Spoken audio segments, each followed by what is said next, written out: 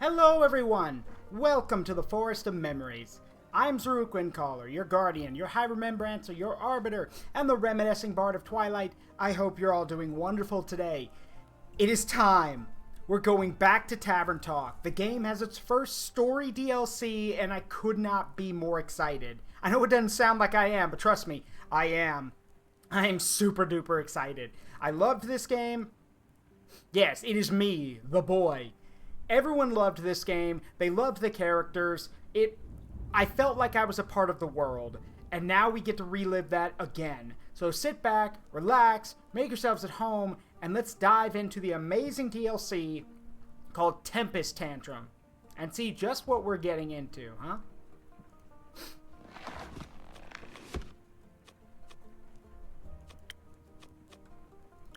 Okay, interesting. I thought that, oh, that's sticker collection. I thought we could do like a continuation point, but it looks like you have to play the DLC. Okay. Yeah, looks like you have to, yep. Yeah, we'll have to, do the DLC. I guess it's its own thing, which is weird. Oh well.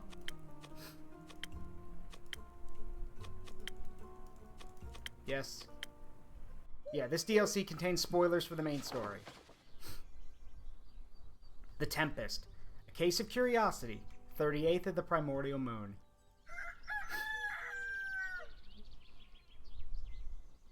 How's the volume, by the way? Can y'all hear the game? Hey, Una. Make sure we got everything.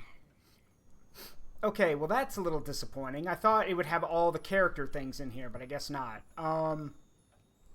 Because yeah, for those who don't know, we had a full character roster last time. We got to see everyone, but I guess it's starting with these 6 because they're the driving force. Which makes sense. Oh well. Let's see. Innkeeper! A drink! Quickly! I gotta get back to doing the voices of the characters, so it might take me a bit to get back into the swing. Good to see you too, Una. If you don't give me a strong drink immediately, I'll burn this whole tavern to the ground. Whoa, hostile. Okay, jeez. That is, if you still remember how to make one, with your fancy infusions and all that magic mumbo-jumbo. I can handle this on my own, thank you. Suit yourself. Hi, Andu. It's been so long since we've seen you. Alright. So she wanted something strong. Well, strongest thing we got... Ooh, we got a few strong things. But I think we're going to stick with the good old-fashioned sailor's courage for now. Because she is kind of a... You know, she's an Undine, right? No, Finfolk. Got it, Finfolk. Oh, her alignment shifted. Interesting. Yeah, her alignment is shifted. Because remember, in the base game, she's like a neutral... She's a pure neutral character. Interesting. Huh, that's cool. Her alignment shifted. At least I think it did. That's actually pretty cool if it did. I like seeing character progression. Also, rather than it being descriptions of the characters, it looks like these are our actual notes about them. So, I've been rivals with Una long before this story even began. She was an adventurer back then, but is retired now. Even put a crochet hook onto the stump of her arm. But there are things about her that'll never change. I'm pretty sure she'll never stop stacking that deck, for example. Since she's been around for a while, she's witnessed many things younger folks haven't. Mere harbingers of global calamity couldn't shake her. But maybe that's just the Astral Sea mentality. She'd also never get involved in helping or figuring out what happened. Absolutely not. Because she's retired. Duh. For someone who initially didn't care about saving the world, she's actually quite involved now. Even though she denies that she cares or that these doomsday scenarios scare her, seeing her actual emotions begin to shine through really makes me happy. I bet her autobiography will be an absolute page-turner. Yeah, boop Andu. Alright, so. One sailor's courage coming up. So. see, I remember how to do this. So we're going to make things a little infusion. We're going to make some infusion. So we use one of these fire-resistant chili peppers so we can... And then 2 shots of Ignis. Let's see, 1 shot of charisma. And then... Nope. And then 2 shots of constitution. Yes, I know it's defense, but come on. This... Oop, I screwed up. Hang on. Thanks, Undo. Ah, and 1 shot of dexterity. Did I screw up? No, this... Hold on. This looks right.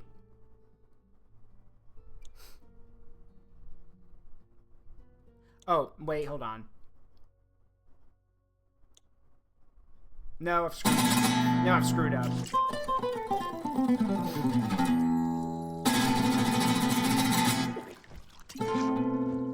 Yeah, I screwed up. Okay, and I know why. So we don't need, because I have an infusion, we don't need to add any defense, any constitution to it. So 2 shots of, just 2 shots of Ignis. There you go. 2 shots of Ignis. 1 shot of charisma. 1 shot of dexterity. And that should be it. Yep, 1 sailor's courage. Wait, did I fuck up? Oh, no. Okay. I remember. So, for those who don't know, thank God I remembered. So, normally you get a ding sound effect, but the reason we heard a gong is, as it was explained to us by one of the artists of the game, Makeon, that is a random thing that can happen. It might also be because we still have the Halloween decorations up. That might be why, too. So, a strong drink for our strong friendship. Ha! Love it. Don't tell anyone I said that. They wouldn't believe me anyway. So you haven't shown your face around here in over a year. What's the occasion? Would you believe me if I said I miss you? I would. Good, because I do. I also needed a break from fixing some local roofs. Been at it since... ever considered putting up a clock instead of a dagger? That would be that one over there. Okay, so that dagger was Neil's first gift to me, or Lady Evelyn traded me that dagger for my clock.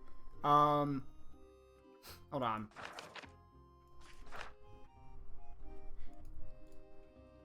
Right, so Neil is our Chaos Incarnate character. I don't know if he's going to make an appearance here. And then Lady Evelyn...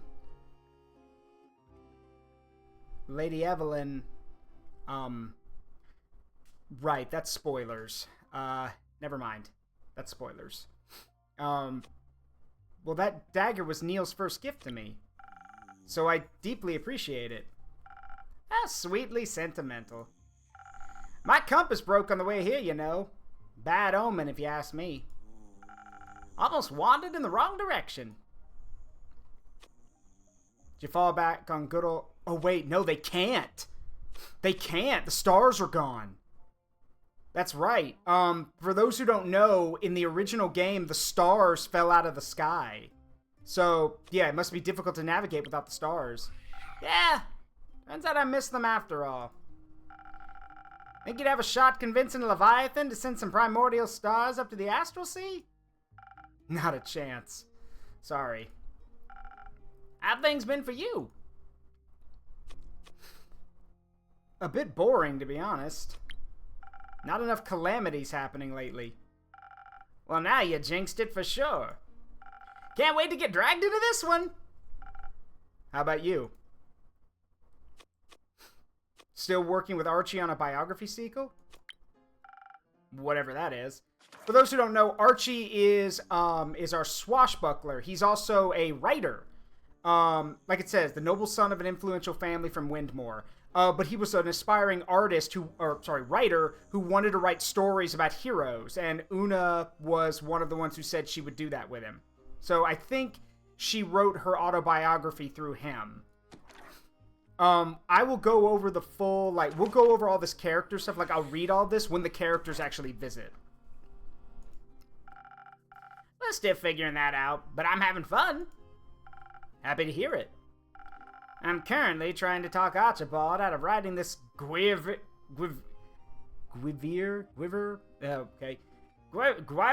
romance novel Kyle is trying to talk him into. Oh, for Pete's sake. Let me guess. Kyle's been talking to the Gwyver? Yep. I think it put him up to it. Cute. Stop talking. It's cute. Stop talking Archie out of it. Ugh. Maybe he should write something inspired by...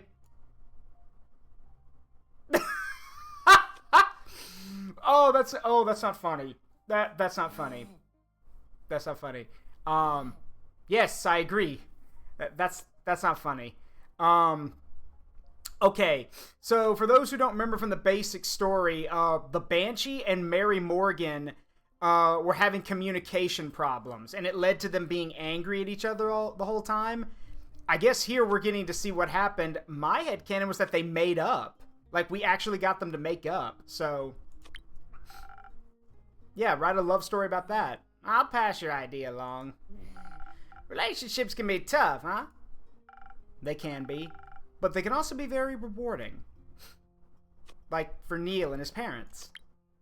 They worked hard to repair their relationship, and it made them better people. Yeah, I'm happy for the kid. That being said, if they ever make him sad again, I'm throwing hands! You and me both. Speaking of the sneaky guy, do you know if the Zovert familiars got back to them about Melly's tea party yet? Hang on. Yeah.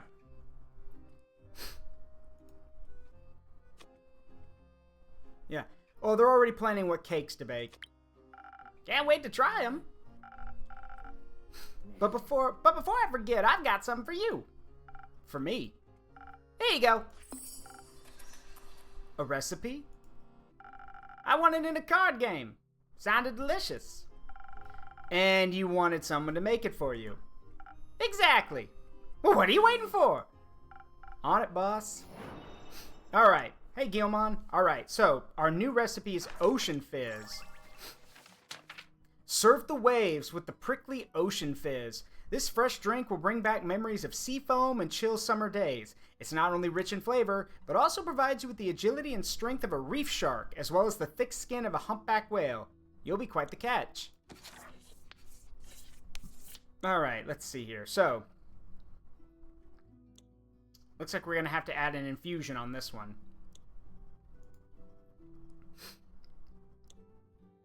Add a little spice in there. So,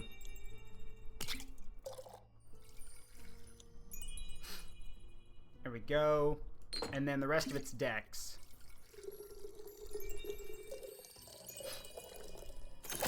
Ocean Fizz.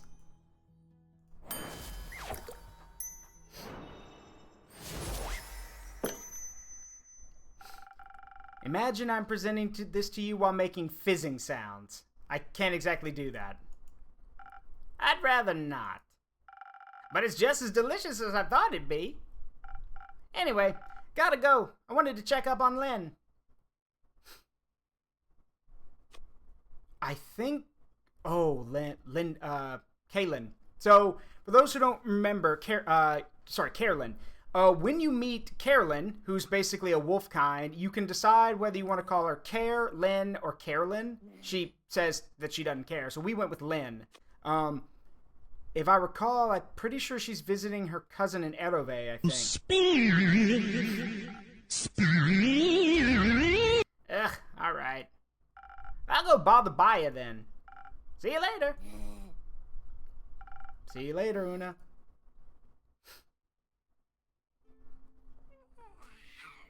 Later in the day. Oh. Greetings, brave Hi! Hello! Hello, Innkeeper! It's been a while! Melly and Clay. What an interesting duo. Welcome back to my tavern, Melly.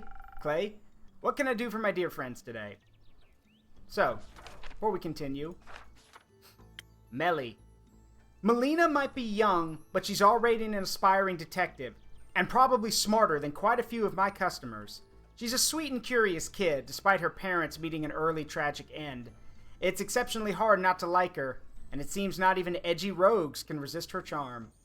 As is fitting for a young detective, she's always eager to learn and experience new things, though her youth leads her to attach to the people around her rather quickly. On a different note, her favorite drink is hot chocolate. Looks like I have to add another recipe to my list very soon. Well, guess what? I thought ahead and I already did it. Melly is already a source of inspiration for a certain writer. Maybe because she seems so independent, though her latest adventure has taught her that she can't do everything alone. It's good to see that she allows herself to be a child again, after everything, and I couldn't be more proud. And of course, Clay. Clay is a sweet and gentle half-giant. He loves animals and can communicate with them, a skill no one should underestimate. He believes in the good in people and is exceptionally empathetic. On the other hand, he is also a very strong and remarkable fighter. Even a big guy like him needs a bit of encouragement and positive reinforcement sometimes. I think he and Miss Anwar are definitely a good team. They even have matching friendship bracelets. Now they just have to wear them. Clay also loves good food and would never want to miss a delicious barbecue. He cares as much about the people around him as he does about all the animals he meets. He knows his own strength and how helpful his abilities are, but that also puts immense pressure on him. He wants to protect everyone, but even a half-giant can only do so much. Still, it's good to see him believing in himself. Clay, you have a, that a dragon? Did you miss me, innkeeper? You have no idea. I've missed everyone here. It's so good to see you all again. Of course. Zenith just isn't the same without its renowned detective. Your tavern looks exactly the way I remember it. Oh, you know, Undo doesn't do well with change. I can't fix anything without him sulking for a few days. Not even those scratch marks on the counter? Those have sentimental value. Ah. Well, what brings you two to my tavern? I'm just passing through. I'm on my way to visit Lavelia and little Prim. You know, Tia's sister and niece. I remember them. They check in on the tavern every once in a while. Prim always leaves a bracelet or necklace made of fresh flowers with Tia's statue. Wait, there's a statue? Where? When? Wait, Tia got a statue built? When? Where? I want to see it. It's been a while since I last saw them. So I'm visiting in between taking care of Miss Melly over here. Clay's looking after me so I don't get myself into any trouble. At least that's how Neil phrased it. And of course, Fable agreed. Okay, for those who don't know, Neil is the rogue, is the Zephyr rogue character we met. He's a wind spirit rogue. And he and Melly became really good friends. Fable, Bubbles. Fable is, they are the really cool Elven Ranger we met. And she's basically the mascot of the first game. And she was my favorite character. I really hope we see her again. I really want to see her in this game. Or in the DLC. It's been 8 years since I last had parents, you know. And now I realize just how much I missed it.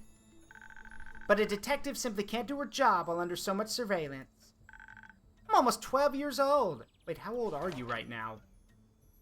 You're 10! Like, I mean, okay, good for you, but like, what do you mean that you're almost 12? It's like, oh well, maybe that's like teenage years for feline folk. And I've already solved a bunch of cases in those almost 12 years. I mean, that's true, actually, you have. I'm pretty sure I've learned how to take care of myself by now. But I do have to admit, it's nice to not be as alone anymore. And spending time with Clay in the Sleeping Forest while Neil and Fable are on vacation is a nice change of scenery. Oh, right! I forgot! Neil and Fable are a thing! I forgot! They hooked up! How could I forget that? I'm the freaking innkeeper! I should know that! I should know every one of my patrons' secrets. But yeah, Neil and Fable ended up together. I forgot about that. Like, I forgot. That was one of the most adorable scenes in the base game. It's kind of like a vacation for me, too. Wait, have they been gone a year? Good God, how long is the vacation? Sleeping Forest isn't so sleepy after all, with Clay and all of his animals around. Did you finally open up that shelter for abandoned, hurt, and lonely animals, Clay? I did! It's home for all lost souls, as well as those who need some time and help to get back on their feet. Or wings. They're a lovely bunch. I even met this really nice, broad-shouldered, orange-haired man. He liked the birds. Huh. Interesting.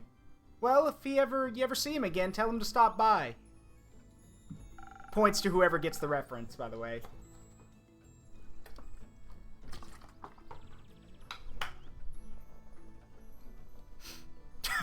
I should know every aspect of every one of my patrons' personal lives.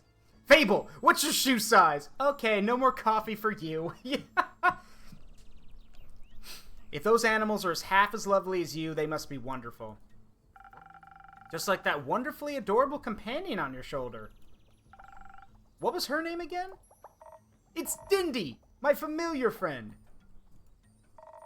Cassiopeia sent her to thank me for caring for Tia so much. One day she just appeared on my doorstep, and ever since she can't seem to get enough of my personal space. I'm willing to bet that Cassiopeia is the star dragon, by the way. I'm willing to bet that part of Tia's soul is in Dindy, which is because Clay and Tia were very close. So I'm willing to bet there's some of Tia inside Dindy here. She's so cute, even if she's always bossing the other animals around. She helps a lot with taking care of everyone at the shelter. It can be hard work making sure everyone else is okay with losing sight of your own well-being. But I make sure to get enough breaks in so I can care for all of us with a well-rested heart. Speaking of care, would you mind keeping an eye on Miss Melly for a while, Innkeeper? I promised Tia's sister I'd be there at noon. Of course. But how about a drink before you go? Now that you mention it, I can't leave without one of those. How about something that'll steel me for the walk ahead? Oh, I have just the drink for you. Dindy, diss my himbo. I mean, yeah, basically. Get him a steel tonic. Which is 3 shots of Constitution. I don't know if it's all gonna fit, actually. 1 shot of Dex. Yeah, that ain't all gonna fit. Here you go, Andu. Good boy. Let's see.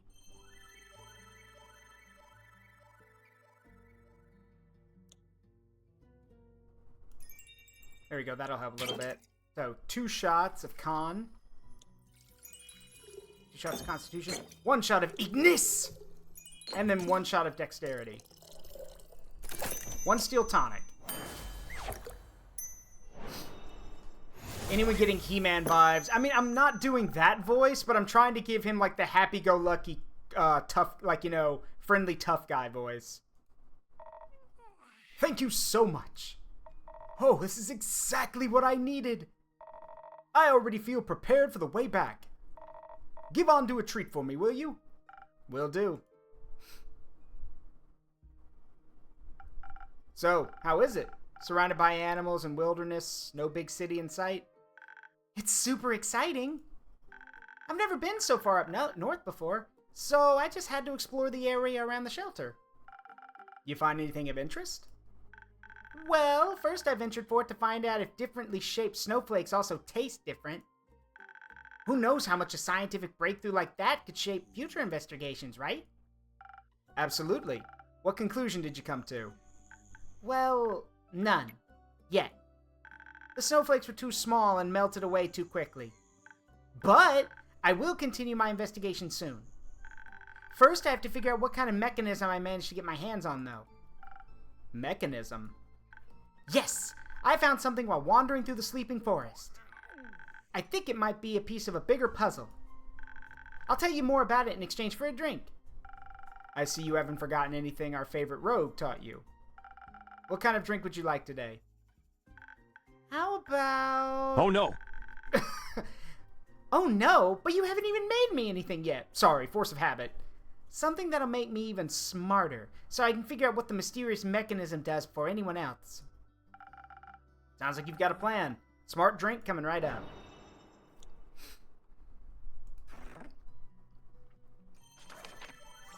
Alright, one smart drink.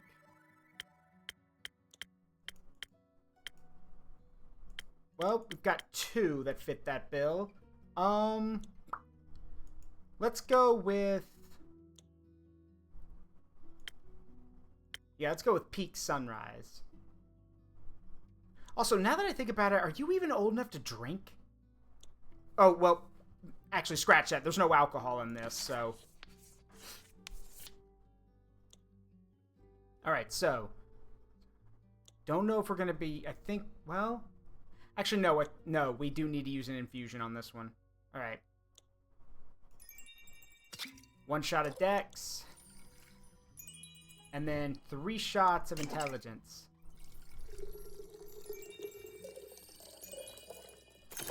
There we go. 1 Peak Sunrise. Coming up.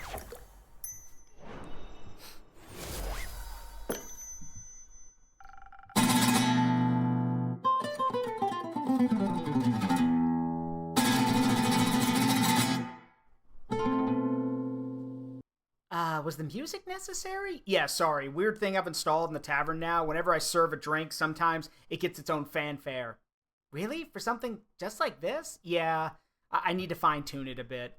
It sounds nice, though, right? I mean, yeah, I think so. But then again, I'm not really a musical person. You should probably ask our local bard when he stops by. Good question. Yes, I know. I've heard your comments about it up there. Please keep the comments to the peanut gallery, shall we? Anyway, this should fire up your brain in no time. Thank you. Oh, I can already feel my neurons forming new connections. So, that mechanism. Alright, where do I start? I found it while exploring the wilderness of the Sleeping Forest. It was completely covered with giant roots. It must have somehow caught the sparse sunlight shining through the forest, because I saw it sparkling in a thicket. And of course, I just had to dig it up. It had jagged edges and looked incomplete, like it broke off from something. But there weren't any other pieces under the roots. They barely wanted to give this one up. It looked really out of place between the trees because it's mainly made of metal. But hold on tight. I'm holding on tight. Are you? Yes, I'm literally grabbing the back of the plank. You can't see me, but I am. What's a plank? Remember, that's the name for the counter. Oh, right, bar talk. Yeah, anyway. So, what is it? Very good, because the metal seems ancient and magical. That's a typo right there. That should probably be her talking, not me. I could feel some weird, tingly energy flowing through me when I picked it up. You know, metal usually has a certain smell to it, right? It didn't have that at all.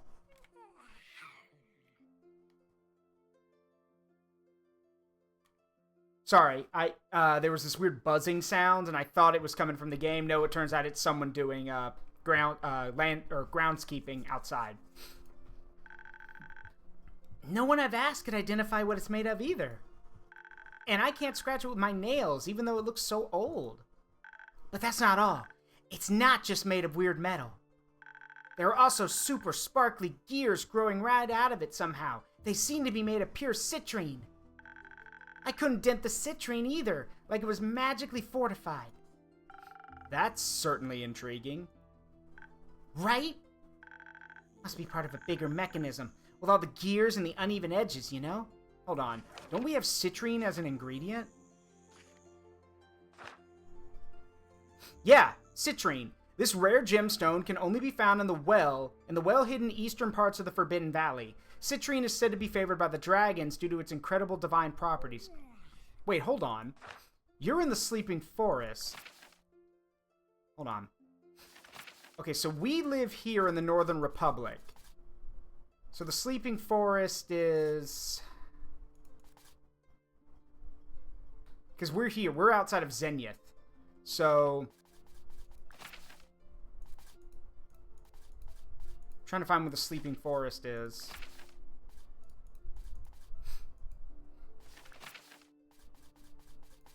No.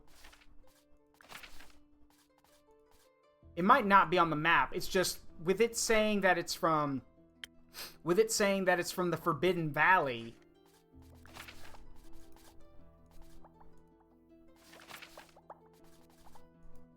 Sorry, yeah. So it would be from over here, over here, this side, around Akmar Outpost and the Aperture. Interesting. But they were up north, probably in the Sleeping Forest, she said. So, how did it get all the way over here? There must be a second half to it somewhere. And hold your horses. Turns out the piece that I found is some sort of locket, or a tiny treasure chest, or maybe a prison. So it opened up. It was a little tricky at first. You have to turn all the gears just the right way, and even then, I needed to use the lockpicks and Nico got me. Oh boy, how many did he give you? Enough. Melly, that doesn't answer my question. Yeah, it does. No, it doesn't. How many did he give you? Enough. Okay, we'll circle back to that. But eventually it bent to my will. And was there anything inside? Well, no. Nothing really. Huh. I mean, except a fire spirit. A really angry fire spirit. That I might have freed. Accidentally. I see. But I swear I didn't do anything to make it angry. I just let it out. Maybe it was upset because it was trapped for so long? It was burning so hot, it even singed one of my whiskers. And when it took off into the woods, it managed to start a forest fire, even with all the snow. Yeah, even the tavern understands how scary that is. Yes, the tavern does react. I apologize. Be quiet up there. Clay and his animals helped me put the fire out quickly, but we couldn't find the spirit anywhere. Did I do something bad? No. No, you couldn't have known. You were just curious. Understandably. You're a detective, after all. I must be a pretty lousy one since I didn't realize the disaster I would unleash. You can't expect yourself to be familiar with all the strange ancient mechanisms in this world. You live and you learn. Speaking of said mysterious ancient mechanism and its fire spirit, I might have an idea about their origins. The spirit is clearly elemental. Now, I could be wrong, but that sounds like a creature from Leviathan's domain. Your boss. I wouldn't say boss, but yes, my patron. Yeah, your boss. Again, not my boss. Oh, so Sugar Daddy? You know what? Just call him my boss. I would prefer you call him that than what you just said. He and his plane are the origin of the force. Blood for the blood god! Skulls for the skull throne! Is that weird barbarian guy? Yeah, he's out back. I tasked him with chopping wood for the tavern for a drink. Does he always scream like that? Yeah. Yeah, he's a good guy, just a little unhinged every now and again. Pay him no mind. Does he even believe what he says? Probably not. Anyway, back on topic. Leviathan and his plane are the origin of the four elements, and that does include fire. Powerful burning spirits are part of his daily routine. Oh, so if the metal is ancient, could it be that I found a long-lost relic of Leviathan's? That'd be so cool! Except for the part where I broke it. I'm not sure it's his. Divine metals, strange mechanisms, and especially magical gemstones. That's more the domain of the Elder Dragon Wait, don't they have a rivalry with Leviathan? It depends on who you ask. Some say they're enemies, others say they were best friends before went to sleep. Either way, if they both have their claws in this, I think you've got your hands on a magnificent treasure. I knew it. Now I just have to figure out... Then pay with your blood! Again? That sounded really close. Yeah, that's probably one of the guards. There's a local guard that comes by here every so often and tries to pick a fight with our blood-soaked barbarian friend. Don't worry, they have a mutual understanding. They're just going to beat the crap out of each other, and then when they're done, they'll go their separate ways. So, I just have to figure out what this all means. Like, what's the purpose of this thing, and where did the spirit go? You have any ideas, perchance? Not yet, but I'll keep my eyes and ears wide open. That's what my trusty quest board is for. Did I hear Rusty? Hi, Baya. So, introductions. This is Baya, a bog creature. Baya is an ancient swamp creature I've known for a long time. She's a very sweet soul, but other people tend to find her terrifying, even attacking her. They love spiders and opened a swamp spa a while ago. Sadly, she hasn't gotten a lot of visitors yet. Baya's a bit shy due to some bad experiences with other people. That led to her having only a small group of friends, and now that they're fighting, she's afraid of ending up alone again.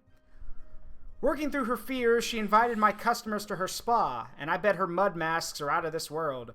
I've learned Baya can talk to plants, and even use some plant magic to fast travel the lands. The flora in her spa told her about undead gnawing on roots in the Pale Woods, and she's suddenly deeply involved in saving the world. If you're somehow reading this, consider it an advertisement. Visit her spa.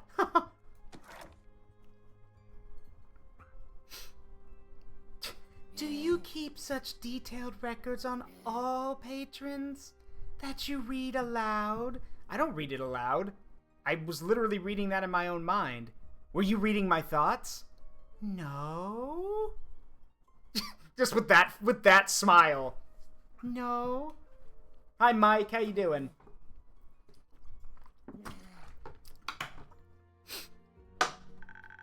Can I interest you in a trip to my spa? The mud is very good for old and rusty bones. Thank you, but I'm not that old yet, and Andu sadly can't run the tavern alone.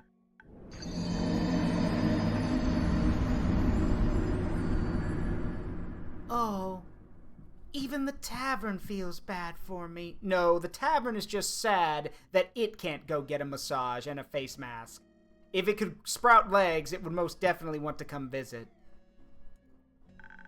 But I was going to give you a coupon. I bought a bunch. Oh, coupons! I'll take them. I can hand them out in the city while doing my research. That sounds lovely.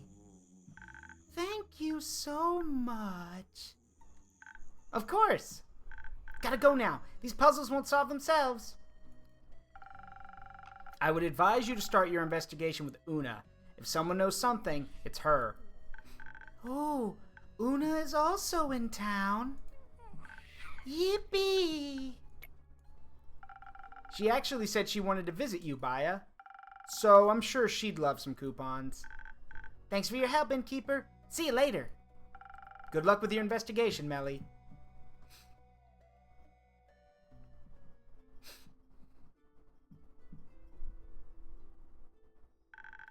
She seems really excited. Did she encounter an anteater? No, she found a puzzle piece. Sort of. Oh, I love puzzles. What kind of pattern? Dancing skeletons? Bog spirits? Puppies? No pattern, I'm afraid. It's more of an incomplete mechanism she'd like to put back together. Seemed very ancient, maybe even made by and Leviathan themselves. All I can offer you in terms of pattern are an unidentifiable metal, gears made of citron, and a somewhat agitated fire spirit. Fun! Citron gears. That reminds me of something. And what would that be? I'm not sure. The thought is trapped on the tip of my tongue. Voy says you have a drink that always helps him with words. Please free my tongue. please? Already on it, Baya.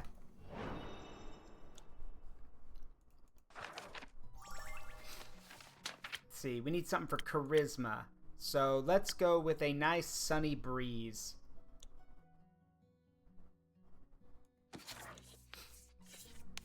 Alright, 1 shot of dexterity. 2 shots of intelligence. And 3 shots of charisma. Ah, never mind. We need an infusion. There you go, Andu. Now you're super charismatic.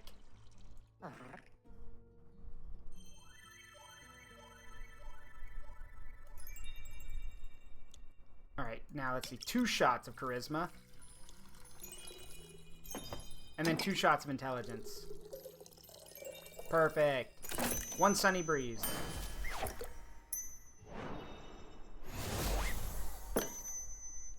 An emergency rescue for your tongue. Coming right up. Oh, wow, that's a new face. I'm free. Thank you. I love how she uses emotes in her dialogue. It is so adorable. This makes me feel as comfortable and safe as my friends do.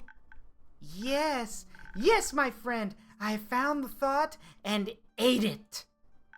Mari. The Mari Morgan? Yes. In her postcard, she talked about this decorative mechanism covered in orange gears, like citron. Banshee was mesmerized by it. Did she spot it in a postcard shop? No, silly. In a library. They're on vacation in Underwater for their anniversary, and they visited the local Corlefian library. Mari wrote to me about her favorite things from the tour. Underwater? I heard rumors that the city survived the primordial flood despite still being completely submerged, well, underwater. Something about a good flood defense system and nature's sense of irony. Yes, it's a great place to go on vacation if you don't mind all the seawater everywhere. But I haven't figured out how to send a postcard there yet. The plants don't talk to me much when they're so salty. I'm sure you'll figure something out. Maybe ask Hex for help. Oops, wrong button. I'll think about it. Ooh! You are new! Oleander. You, Green Man. You are new. What is your power level? I'm kidding. Ah, boy. Good evening, Oleander. Good evening, Innkeeper. Good evening, Baya. Good evening. You look like you could use a drink. Yeah. I had another group of adventurers who thought it was a good idea to try and pet the gooseberry boars. So a drink sounds great. Have you got one of those, what was it? Coffees? A cursed coffee? Minus the curses, please. I'll see what I can do.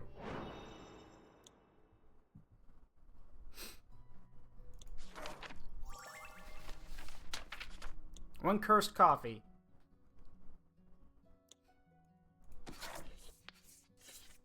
Now, everyone here is really smart. Would anyone like to take a guess at who his sibling is?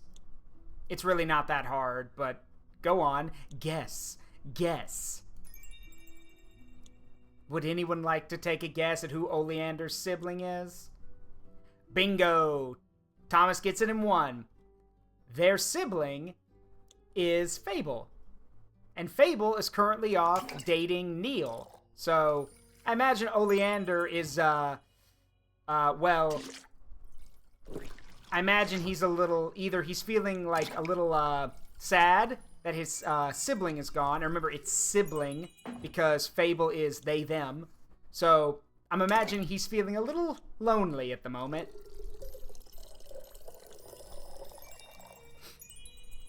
Oh, I fucked that up. Hang on. We need Ignis. 1 cursed coffee.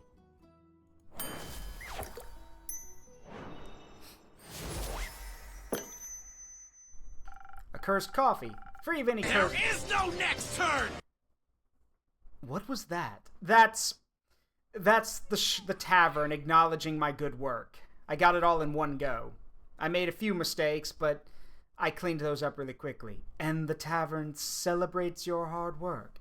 Yeah, I'm gonna have to tune it a bit, but hey, it's motivational. Perfectly adequate. Thank you. Are you speaking about me or the drink? Yes. Okay.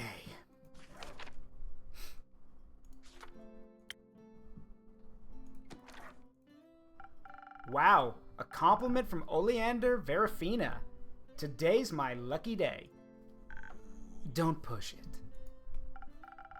So, having some trouble with adventurers again. When isn't it trouble with them? If they want a guide through the Ashen Grove, I can provide that. But you'd expect them to have at least an ounce of common sense. No. Like, do you? Yes. Oh, you're serious. Let me laugh even harder. No. No. Are you kidding me? No. I don't appreciate the tone. Well, I mean, come on now. How old are you again? Like, you're over 250. You're like 250. You should have learned this by now. Instead, I have to herd them like toddlers. At least the boars have a sense of survival instinct. Let me guess. You're not getting paid enough for this? I don't get paid. Well, that sounds like a you problem. That makes 2 of us. That means we're doing it out of the goodness of our hearts, right? It's my duty as a ranger to guide them. Oh, Bubbles. Yes, that's one of my little other familiars. Does that distract you? No, just interesting. Can't let them get lost and disturb the local ecosystems or hurt innocent bystanders in the process. You'd be surprised how many murder hobos I have to deal with. Well, to be fair, doesn't nature take care of that problem itself? It does, but it leaves such a mess, and it's on me to clean it up.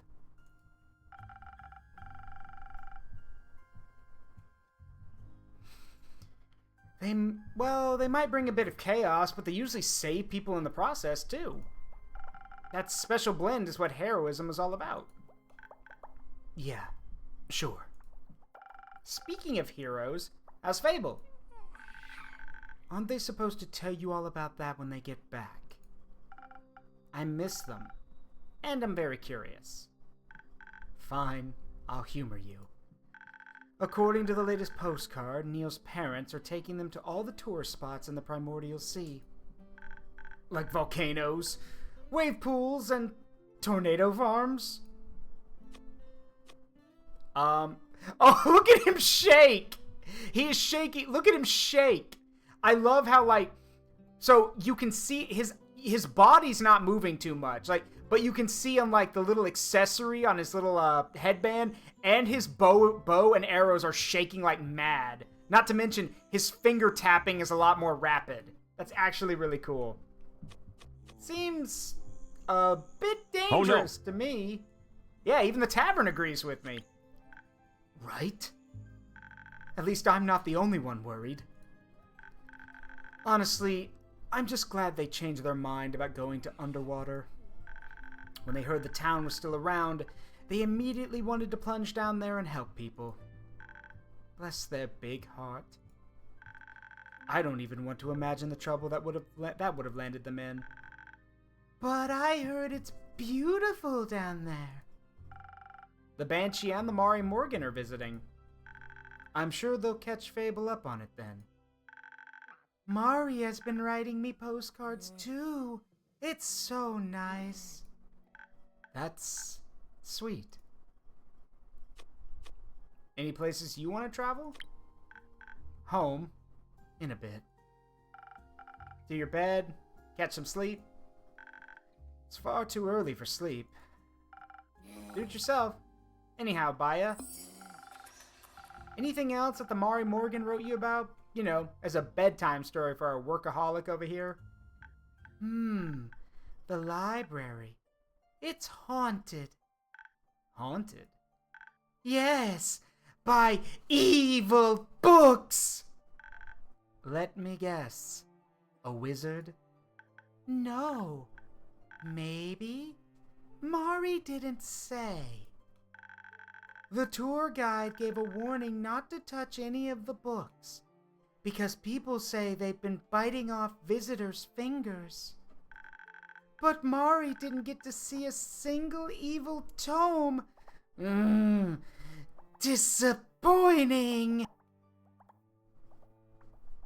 And this is where, if I had the redeem for it, the tavern would say, disappointed!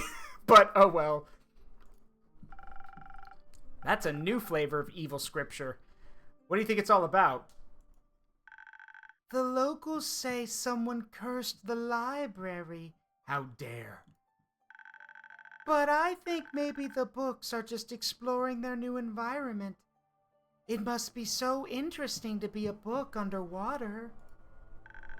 Or maybe some hungry creatures found shelter in those books, and no one is feeding them. That'd be sad. Not our problem to worry about. It could be. I'm sure someone will take care of it. Someone always does. Anyway, I've got to get back to check that everything is still in place after that boar debacle. And then get to Brione's dinner party. Your sister finally learned how to cook? No, but she's trying. Oh, can I walk you home? I haven't seen Brione in ages. Sure, I bet she'd appreciate more guests. And you don't mind potentially poisonous pie, right? That sounds delicious. I'll bring you a slice too, innkeeper. Later. I wonder how Andu feels about poisonous pie. Right, let's see. Melly found one half of a mysterious ancient mechanism in the sleeping forest, but where's the other half? The Mari Morgan spotted another part of the mechanism in the Carillion Library underwater. It's unfortunately that the city is submerged.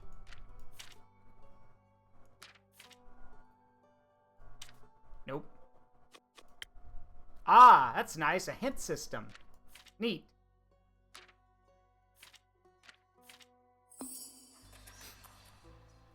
Night at the library. Deep in the sleeping forest, the young Vukakan detective Melina Broom found an ancient mechanism. Its origins are unknown, but when she tried to open it, she unleashed a fire spirit onto the world. Determined to make things right, she needs a group of ambitious adventurers to help her find the missing piece in the underwater library in... underwater. But beware, the books may bite.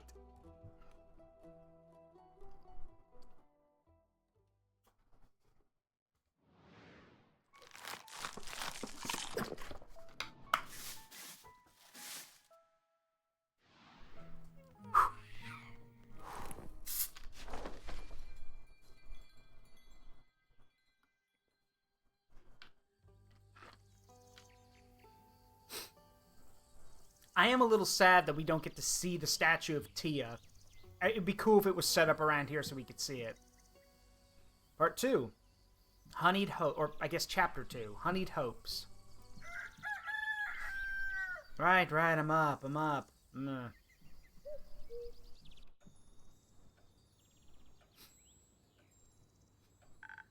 Hi! Hello! Innkeeper! It's so good to see you! You too, Archie. Are you doing well? Very well, in fact. I was just enjoying an extensive lecture on the Moon Swamp's native flora. Baya even asked the cattails some questions for me. They think we look delicious too, did you know that? That's... not concerning at all! Were you doing research for your next book? Archie is the noble son of an influential family from Windmore. He's quite out of touch with reality, growing up around books instead of everyday people. He wants to experience the adventurous life he always read about, especially after hearing tales of Fable, the folk hero. Turns out Archie's not only an avid reader, but also an aspiring author. To fulfill his dream and acquire more inspiration for his works, he's determined to go on a real quest. Good thing his childhood friend is in dire need of brave adventurers to help out. Book! Book! Asmodai! Interrogate! Our suspicions are confirmed! What? He has a suspicious book! Book! He's in cahoots with the fallen! Fallen! Make him repent! Thanks for that reminder, Andrea. There are experiences one must undergo in life to determine their future. Archie realized the life of an adventurer was nothing like he imagined it to be, and that's okay. Now he knows his desire for the pen outweighs that of the sword, and I'm very excited to get my hands on some signed copies of his work. No, just catching up with friends, which reminds me of an important question. How are you, friend? Fantastic. My mood always improves when you come around. That's actually true. I'm really happy to be playing this again. Seeing all these characters again does make me smile. It's really good to see them. Well, I'm more than happy to hear that. Though I was hoping for a signed copy of The Casebook of Melina Broom. Consider it done. I'll deliver it post-haste. Speaking of Melly. Speaking of the detective.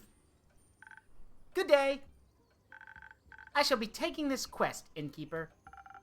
I put it out just for you, Melly. Excellent. A quest? What quest are you taking? The puzzle one? Precisely. There's a puzzle to solve? Yes. Sort of. I'm currently following the case of the mysterious, ancient, magical, and fantastical mechanism. So far, I only found a piece of it, but it might lead us to another. Which I should really find because I might have released some sort of angry fire spirit from the first piece. And it burned down some of the sleeping forest, which is not ideal. Yeah. Oh, more visitors. Hello, welcome raiders. Welcome. Hi, Baker. Hi, everyone. Welcome to the Forest of Memories. I am Zaruk Windcaller, the guardian of the Forest of Memories, variety streamer, and player of games with strong memory connections to me and my community. Speaking of which, welcome to Tavern Talk, a D&D inspired visual novel where you are an innkeeper and get to meet a colorful cast of characters. This is the first DLC for the game called Tempest Tantrum. How are you all doing today? Welcome. Could someone please give Baker a shout out, please? I would appreciate that. Hello, Baker. Hello, Purple. Hope y'all are doing well. Like I said, welcome to Tavern Talk. We're currently talking with 3 of the characters here about a quest that one of them's going to undertake. But yeah, sit back, relax, make yourselves at home. Let me go ahead and do this for you.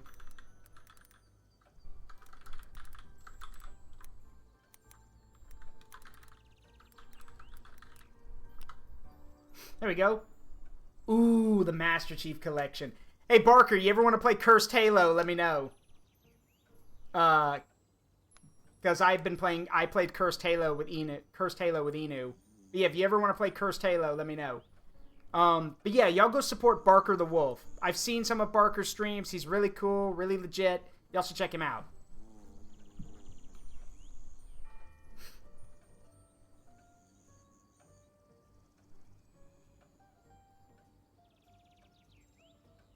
See.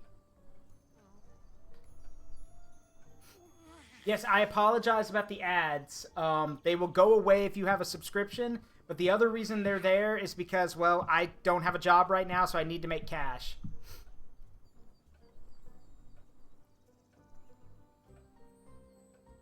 Yes, but mostly, yeah, Barker's funny as hell. He is. And yeah, I don't know if you heard what I said, Barker, before the ad kicked in. But yeah, if you want to play Cursed Halo sometime, just let me know. Oh, 100% down to do Cursed Halo. Awesome. Awesome. You just let me know whenever whenever you want to do it, and I'll set some time aside. It just ended. Okay, well, what I was saying was for people to go give you support. And yeah, you just let me know what days you'd want to do it, and we'll set it up. Because turns out there's Cursed Halo mods for all of the games, I think. But Cursed Halo 1 is the best one. So you just let me know when, or just reach out to me. In the meantime, y'all sit back and relax.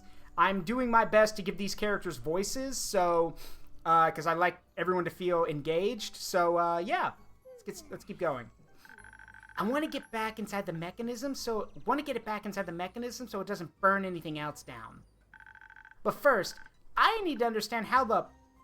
we didn't have the thunder effect. Huh. For those who don't know, in the base game, anytime a character swears, you hear a thunderclap. And that is actually the tavern censoring someone. I do not have a thunderclap sound on my soundboard. Oh well. I need to understand how the damn thing works. What days do you have free? Let's see. I am full every day this week. Just hit me up on Discord. Here. There you go. There's a for those who are here from the raid. There's a link to our Discord. Go there, Barker, and hit me up in a DM, and we can try to work something out. Do that. All right, let's see. I see. If I figure out the puzzle and the mechanism I broke, then I can fix this. You didn't break anything, Melly. You investigated some ancient mechanism that was already broken. Those kinds of items tend to release strange things no matter who finds them. But I found it, and I let it out, so I'll be the one to solve it. A detective never runs from responsibility. A detective also shouldn't be afraid to ask for help. Just look at Detective Columbo. Who? Exactly. That's what I'm here for. Where are you going to look for this puzzle piece? Are you going back to the Highlands? No. The quest says that Baya's friend saw a piece not unlike my mechanism in underwater. Is that true, Baya? It is. Mari said she saw it in the Corlefian library. I love libraries. So do I. I've got my master's in library science. Look, look, y'all throw me in a library and I'll be happy. There won't be any fiery wizards in this one though, right? Doubtful. Libraries may be a wizard's natural habitat, but the one thing wizards value more than fire are their precious books. So, they're typically a bit more careful in libraries. What about imps? Well, for me, my natural habitat is my forest of memories. And as for the guardians, I know Jaeger is most at home in the woods. I know Sirius makes his home in his tower with all of his inventions. I know Soma travels around. I don't know what he calls natural habitat for him, really. I know... let's see. I know Laz can go anywhere, and I know that, well, there's a lot of other ones, actually, but those are the ones that come up to me off the top of my head. I thought wizards didn't care about where they are, they just like casting fireball. That is true, Zarin. That is also true. As long as a wizard can cast fireball, they're happy. It's wizard time, motherfuckers! Fireball! But with that in mind, I'm pretty sure a wizard would prefer the area to be open enough so that their fireballs don't hit and hurt other people. Yeah, and Andrea would be most comfortable in a combination mine and workshop. I sure hope so, especially if it's true that those books fight back. Maybe you should feed the wizards to the books. Huh? Not a bad idea, Baya. That is a terrible idea. What he said. If you meet the books, you should tell Mari all about them. She really wanted to see them. Wait. What if I come along? I could ask her and Banshee about the puzzle mechanism thing. Thanks, Barker. I appreciate it. You have a great night, bud. And then I could tell them all about the books and eaten wizards. I really hope this library doesn't employ any wizards. Awesome. You could be my on-site correspondent and witness handler. Yay! This is perfect. We'll talk to your friends, and then we'll investigate the library for clues, and then we'll find, well, more clues. And solve this fucking mystery. Sounds like a fun, light adventure. Indeed. But before I go, I'm missing 2 key ingredients. A drink and an assistant. With Neil away and Baya already on witness duty, I'll need someone to take notes for me. And to bounce ideas off of. Slowly looks at the author.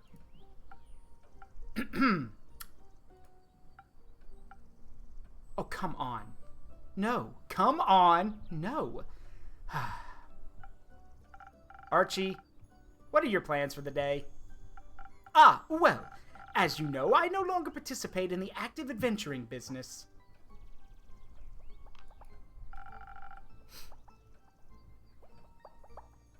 I'll be back. I'm going to buy a snack. Well, I said I guess, but my phone's being weird. Yeah, the mobile version of Twitch is weird, Zara. You might as well just, you know...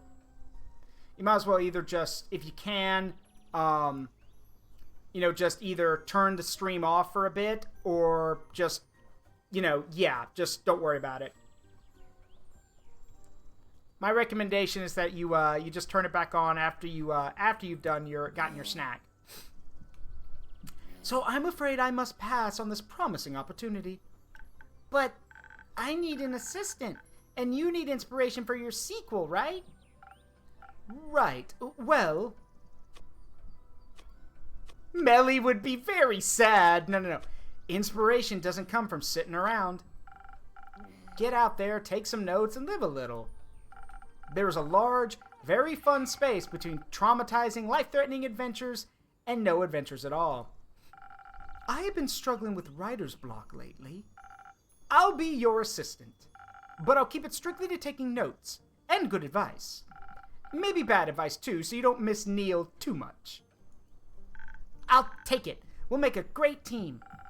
As your assistant, may I raise a concern? Where are you head? Isn't underwater underwater? Indeed, it completely sank during the Twilight Flood and hasn't risen since. The city is in a magical bubble. No water inside, except in bathtubs. But the bubble is underwater. And we'll teleport into the bubble via plants. No, I can't teleport underwater. Too salty. We can swim there. Whee! Is it far down? Not really. Like 20 minutes? Right. We can't breathe underwater, Baya. Oh, I forgot. That's fine. What if we find a really long straw that we can breathe through? Or we ask a wizard to turn us into fish? Or maybe... Here, innkeeper, take this. What is it, Baya? It's luminous algae from my swamp. It keeps my guests from drowning in the sensory deprivation ponds. I'm sorry? Sensory deprivation ponds? Yes. Baya, you realize that the purpose of sensory deprivation is not to drown someone. They're not supposed to sink in the water. They're just supposed to float on top of it. That's kind of the point. Oh, but this is better. Okay. Sure. Helps with breathing, for those who need it. You can mix that in your drinks, right? I could certainly try. Thank you, Baya. Aw. Now you two pick out a drink. I have to go ask Void to watch over my ants while I'm gone. I'll pick you up at blooming time. What is blooming time? Dawn, silly. Anyway, we'll take this magic luminous algae along with your best dexterity drink, Innkeeper. That way we can sneak into the library undetected and begin our investigation without any disturbances. And we'll be quick about it too, so we'll have it solved before anything else bad can happen. Couldn't we just ask them to let us in? No, we have to be stealthy. You spend too much time with Neil. No such thing. Alright, if we're being sneaky, shouldn't we also pack some defense? In case any guards or books come after us? Great idea, my dear assistant. May I also make an alternate suggestion? Just this once. Just kidding. Suggestions are your job. What about intelligence to help us solve the mystery properly? But I'm already plenty intelligent. Maybe it would give us a new perspective. Especially if this mechanism is ancient. We might need some extra brain power to comprehend it. But then we should add some strength so we can kick the asses of any guards or books we come across. And, well, so we could pick up the mechanism. Might be heavy. As you know, neither of us are exactly regular gym goers. Exactly. I like both options. We need to breathe underwater, Innkeeper. But should we go with more smarts and strength or speed and defense? Please help us, okay? Nah, crap. Okay, let me think.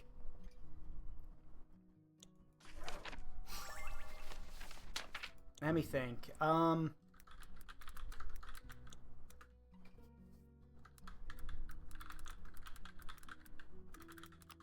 trying to think here.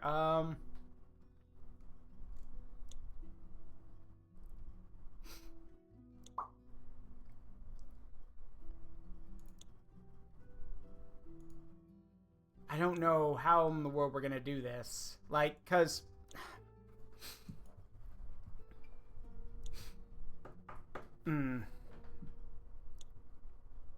because the problem is we don't really have an obvious answer here. So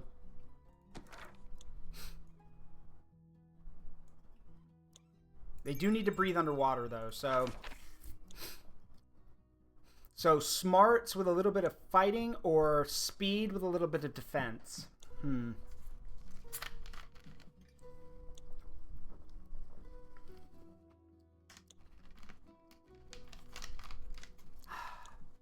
Let me think. I do want to save here, because in case we make a mistake. Because remember, there are bad outcomes, so...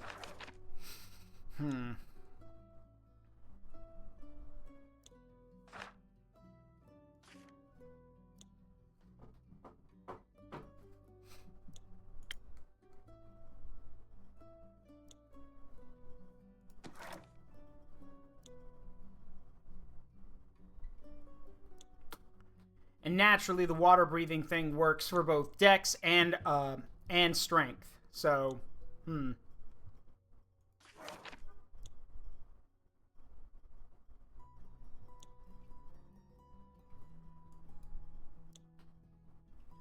I genuinely don't know what to do here. 'Cause like, they're both right in a way, but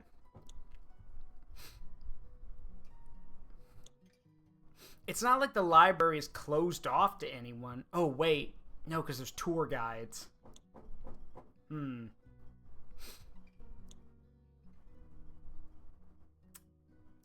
mean, we're not looking for a fight here. We're looking to figure this all out. So, we don't exactly know what we're getting into. So, what if... Wait.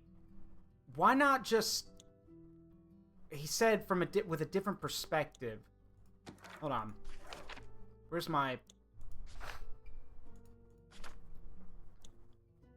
It could give us a new perspective. Why don't you just get in the tour group?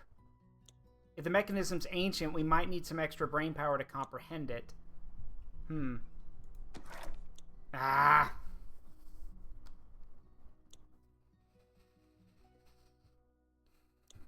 crap.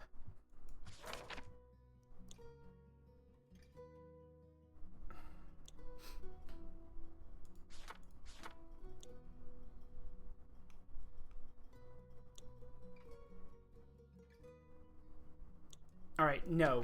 From all the times before, we always went with dex and with speed, because that always helped with a lot of the problems. That's what we're going to do now. We have some intelligent people already. So, let's see.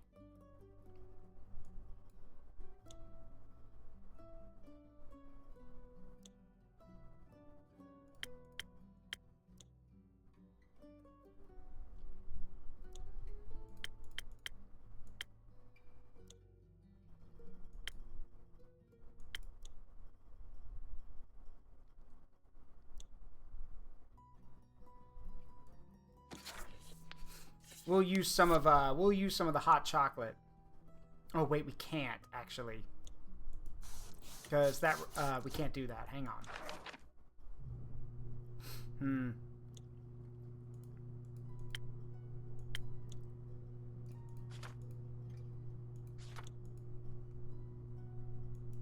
Well, we'll just go with an ocean fizz then.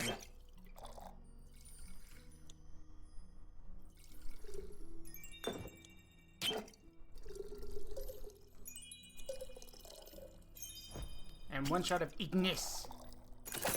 There we go. Now, I'm hoping this works. So, I'd rather them be able to, like, speed through everything. They're fat and be quick about it. So,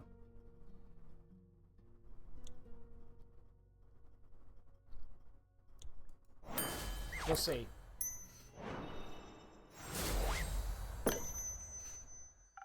Breaking into a library and stealing an ancient mechanism? I think Neil would love the sneaky approach. So I'll be sending you on this path in his honor. And mine. I used to love breaking into places. You did! I'll tell you about it another time. For now, make your own roguish memories. I'm looking forward to hearing about your adventure. Don't get too wet. Let's go solve this case, Archie. On it, boss? Yes, I know. Don't give me your commentary up there. Ave it envoy. Turn on the spotlight and bring out the applause. Innkeeper, I've returned to your tavern. What an honor, great voyage. Are you here to help with the dishes? No, I'm not going to be a dick. You look radiant. Oh. Thank you? So do you. Radiant like the sun rising on a warm summer day. Wait, do you like summer days? Oh, dragons, you don't, do you? I like flattery, so don't worry about it. Alright. Cool.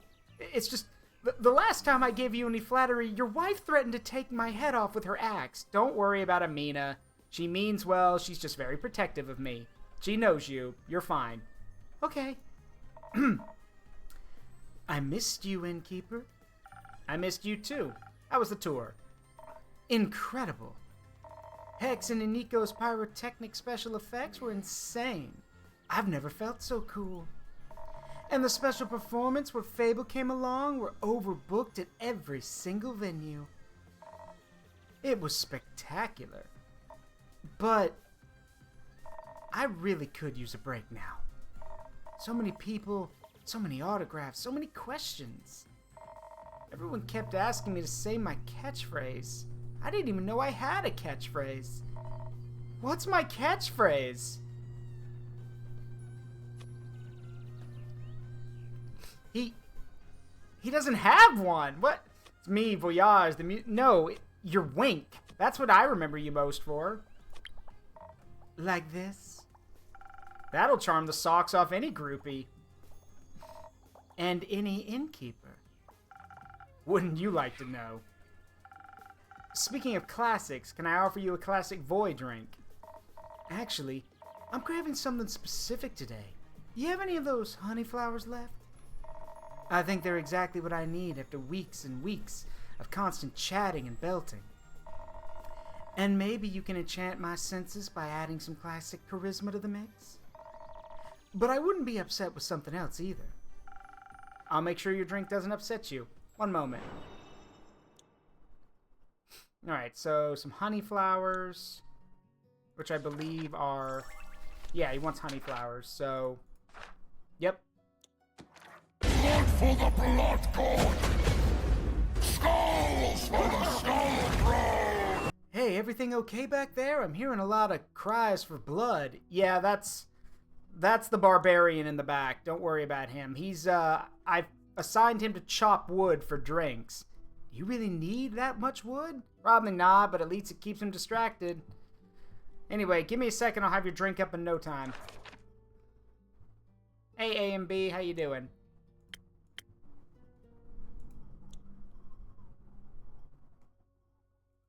Let's see.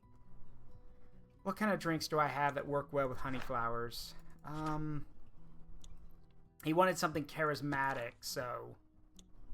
What's the most charismatic thing I have?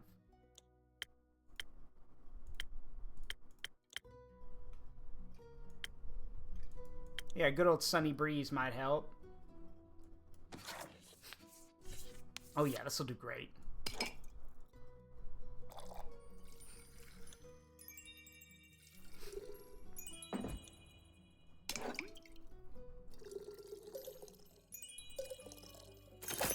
One Sunny Breeze.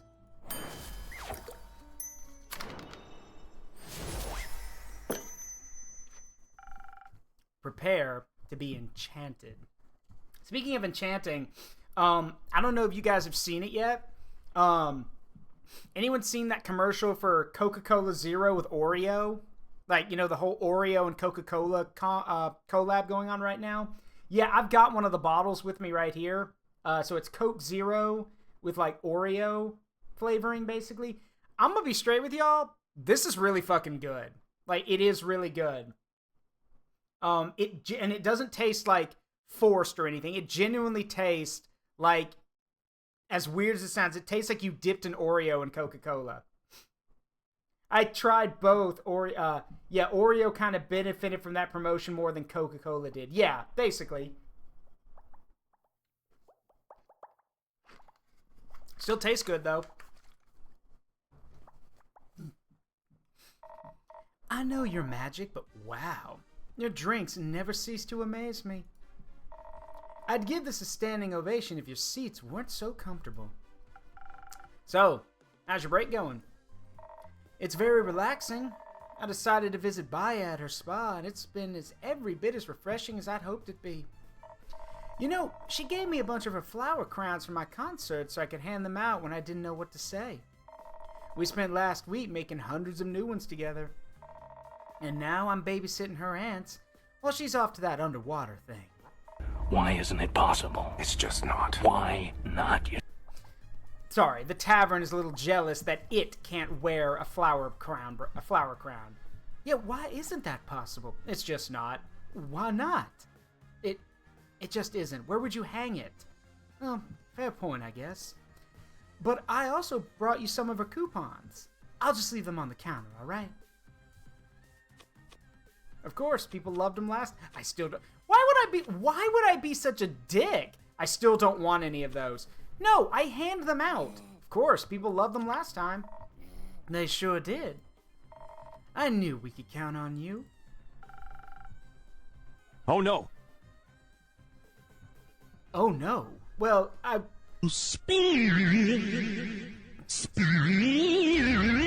Is your tavern okay? Yeah, it's fine. It's a little... I have some fine-tuning to do with the magic. But, are you gonna stay a while?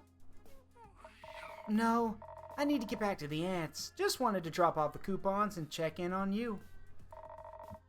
Judging by how long it took me to get here, I shouldn't stay for too long. Did you get lost? Majorly. I'm not sure what's up, but the weather's being really weird.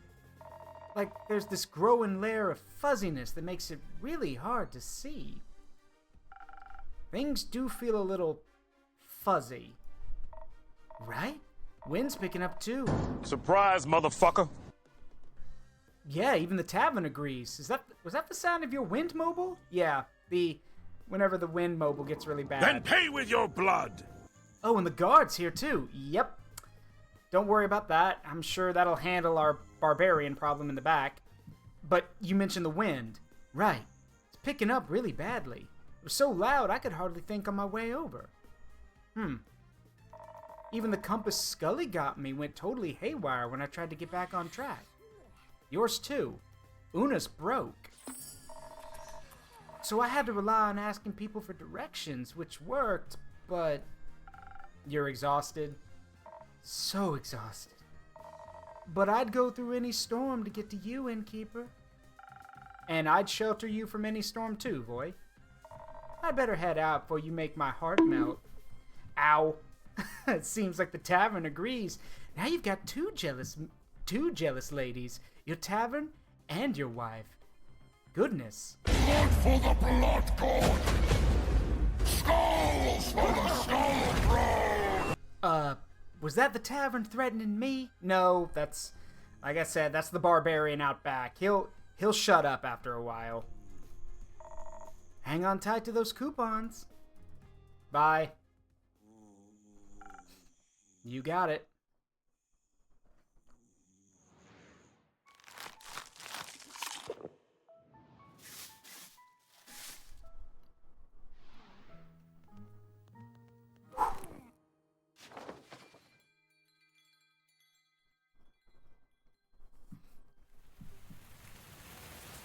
Night at the library. Here comes the rain.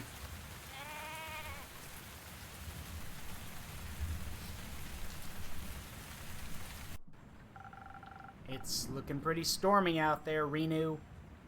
Which, by the way, remember, Ondu is the name of the little familiar in the back. This is Renu. Over here. The one that makes bubbles. I should make sure to keep the windows closed. Good morning, Oleander. Morning. What's going on out there? Great question. Are you going to answer it? Storm's pretty bad. Right, and... Oleander? You still with me? Sorry. Long night and a bad headache. Could I maybe get a coffee? I don't think more coffee's what you need. How about something for that headache of yours? Maybe a tincture to soothe your mind a bit? Sure, I'll take that. Yeah, Ondu and Renew. Get it? Undo, renew, yeah. Alright, so he's got a bad headache. He's probably not hungover or anything, but like he said, a long night and a bad headache. So... which makes sense. For those who don't know, for certain people, if you don't get enough sleep, you can actually have a really, really bad headache from that from not getting enough sleep. So that's probably what happened with him. Let's see.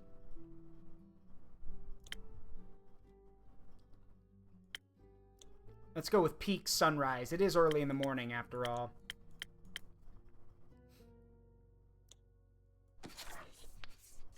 All right, so...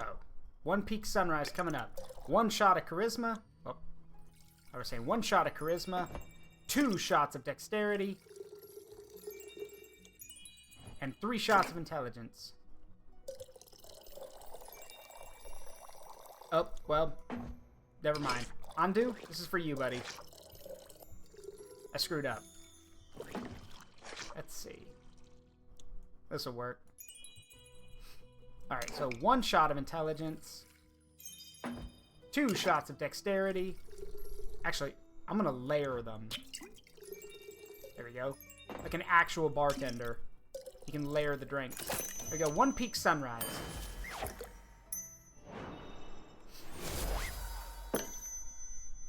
And yes, you means you also need to drink a lot of water.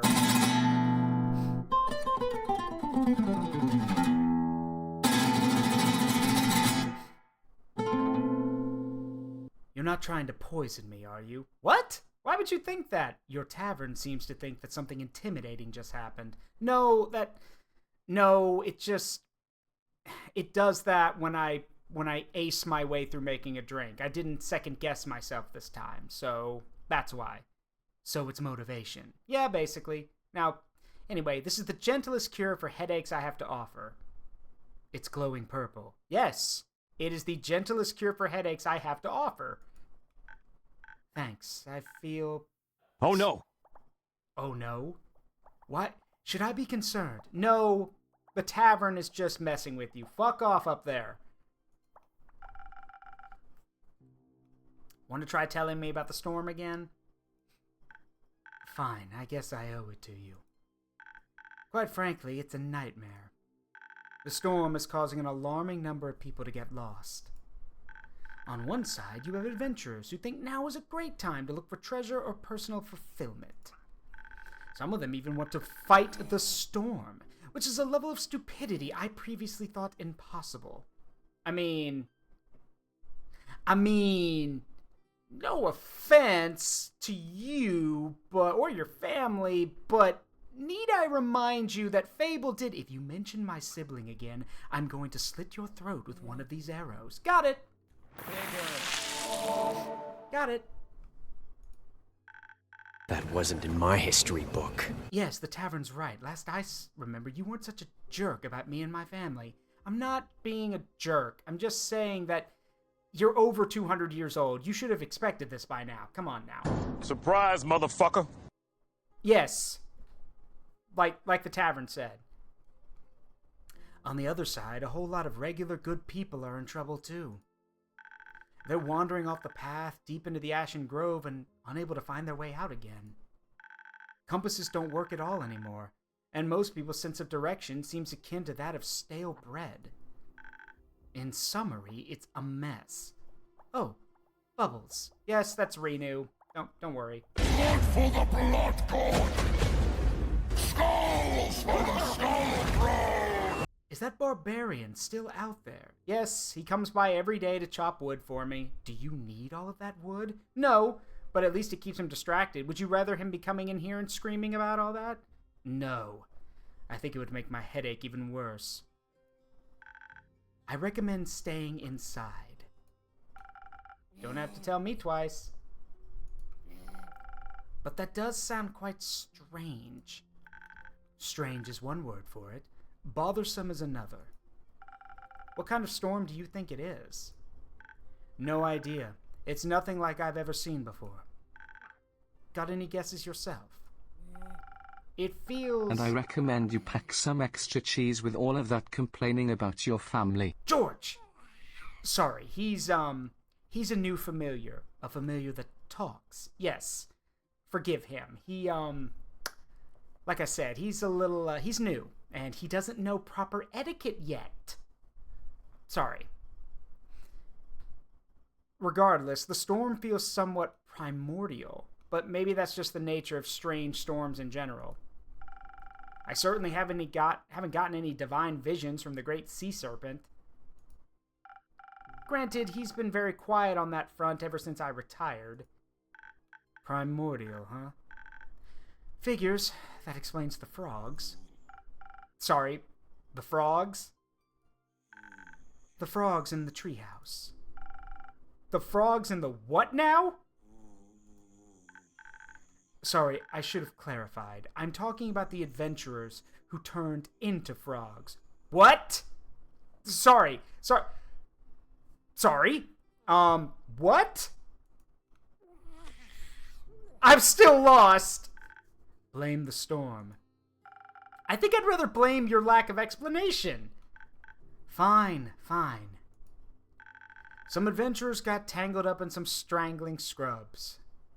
I cut them out of there and agreed to lead them out of the grove.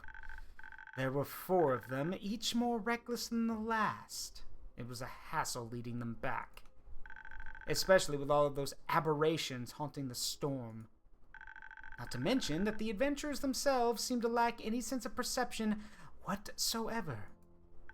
They almost fell into the ravenous pit. Is that what turned them into frogs? No. What sort of ravenous pit turns people into frogs?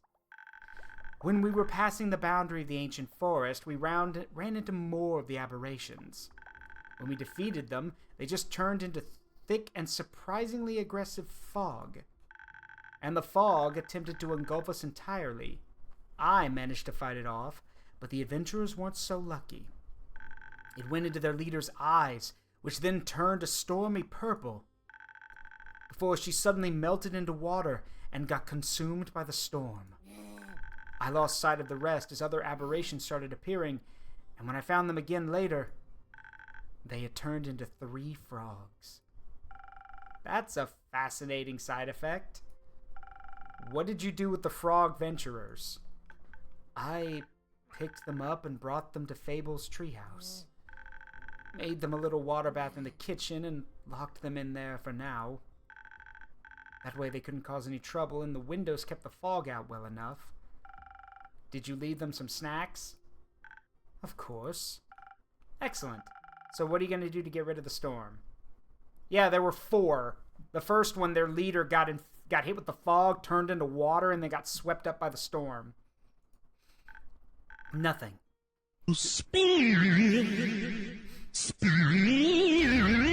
Yes, I agree with the tavern. You seem to be spinning around the topic, or at least avoiding the problem. Do I look like an adventurer to you? Kind of. Just less frog-like. We've still got plenty of bipedal heroes left. I'm sure one of them will take care of it eventually. No need to let it ruin my routine. I fear you might be underreacting. There are no falling stars this time. Things could be worse. If you need help with those frogs, and always is room for snackies. George! George! That doesn't sound like that bad of an idea. Oleander! I'm kidding. And I'm sure your little familiar is kidding as well. There's still the primordial stars. They could float up. Let's keep it to one calamity at a time this run, Innkeeper. Anyway, I should check on those frogs. And make sure no one else got lost. Maybe let the people of Zenith know to stay inside. I'll inform a town crier, if I can find one. Stay inside, Innkeeper. Only because you asked so nicely.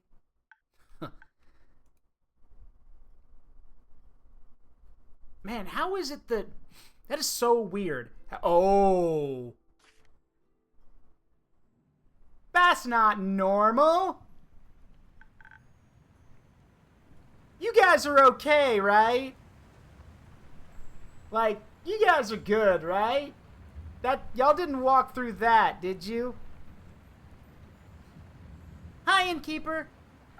The brave adventurers and their assistant author have returned. Accompanying brave adventurers qualifies you as an adventurer as well. Yes, you're a valuable part of the team, Archie. Imagine what would have happened if you hadn't read so many dry geography books. We would have gotten even more lost for sure. Those are genre staples. Very informative page-turners. But even so, finding our way back here was nearly impossible. I'm glad you all made it.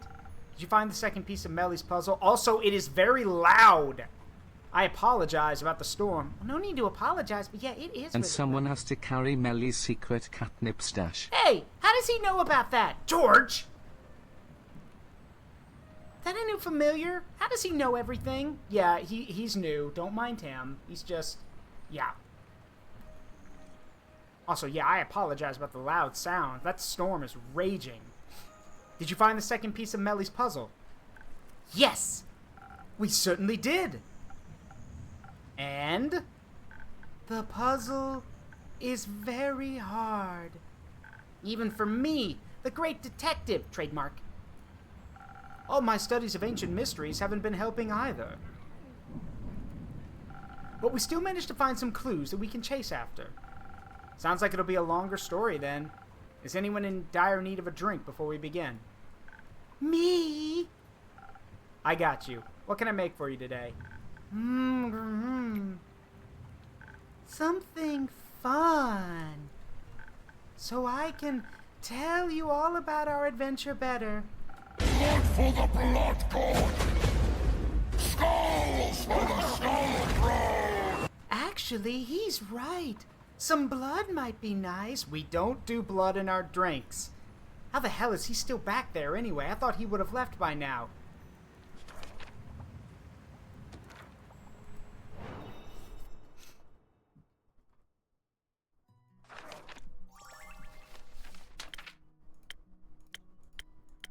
By the way, y'all, I hate to say it, don't y'all get used to me, like, making the sound effects part of the story or part of the world. Like, I'm only doing it for this game. One, because it's funny. To imagine Melly's catnip stash being outed by a familiar is actually pretty funny.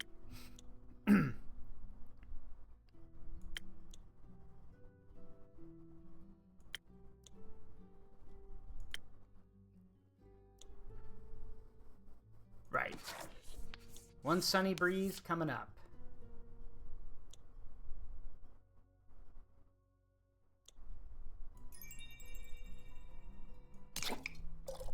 Two shots of intelligence. And 2 more shots of charisma. One sunny breeze.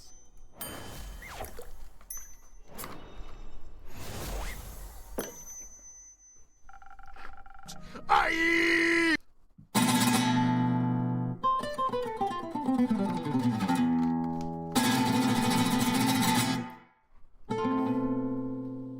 The tavern seems energetic today. Did you do something to my drink? No. The tavern's just really excited that it actually gets to express how it feels now. You haven't heard all of the things all of its emotions. What other emotions does it have? God damn it! Oh, yeah, that one. We've got that one for sure.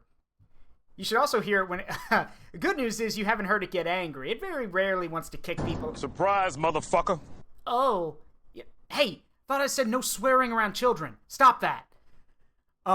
Yeah, that one. And be thankful, though, you've never heard it get really mad. It actually does get mad enough to tell people to get out, but we don't have that problem, thankfully.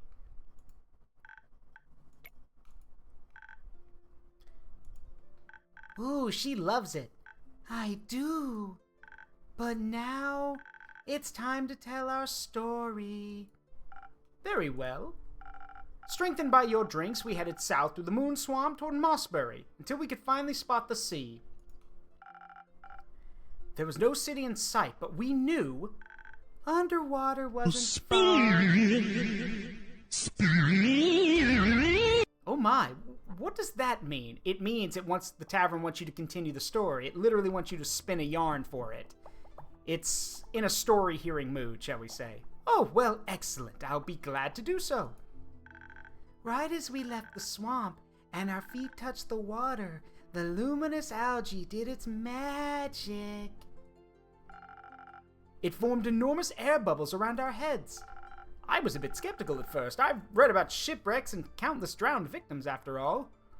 But I pulled myself together. To write about life, one must experience it. So I dove into the water head first, and what can I say? My head stayed completely dry. What fantastic magic, really. It looked a bit silly.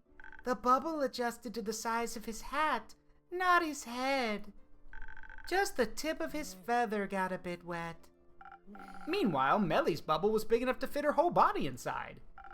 Because her legs didn't reach outside of the bubble, she couldn't swim on her own. But Baya managed to pull her along with ease. So, just like underwater did a little over a year ago, we slowly descended. While we were swimming, an unknown world came into view.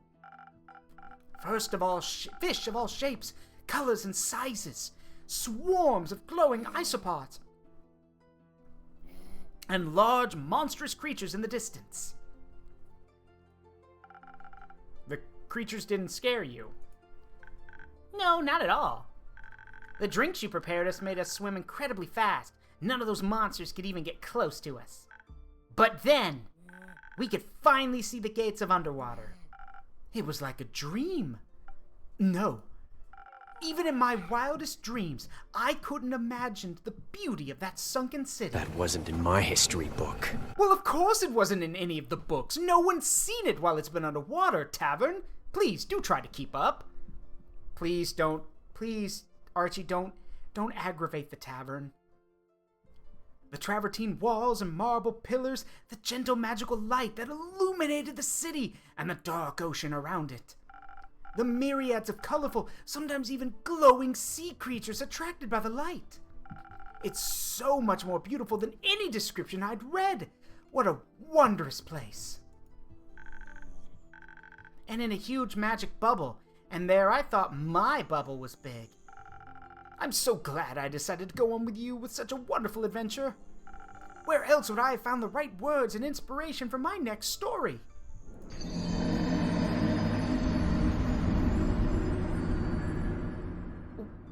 What does that sound mean? That sound means that the tavern thought you were going to die. Oh. Well, that's disheartening. Don't worry, it does that to mess with people. We entered the city through a huge special magical seal that keeps the city dry. Melly was the only one of us with dry clothes, though. Why isn't it possible? It's just not. Why not? Well, I suppose it's not possible because, well, neither of us were prepared. That's why. And I was so very excited to see the Banshee and the Mari Morgan. We quickly met up with them at the inn they were staying at to ask them of the exact... Actually, I think it's 'cause the barbarian got struck by lightning out back. Oh, no, he got back up. He's fine. Okay, well, at least we don't have to worry about that, right, George? Also, I must humbly ask that y'all keep the redeems... Let's not spam them, shall we? Like, let's try to focus on the story. It's okay to do them every so often, but let's tone it down a little bit. Looking at you, A and B.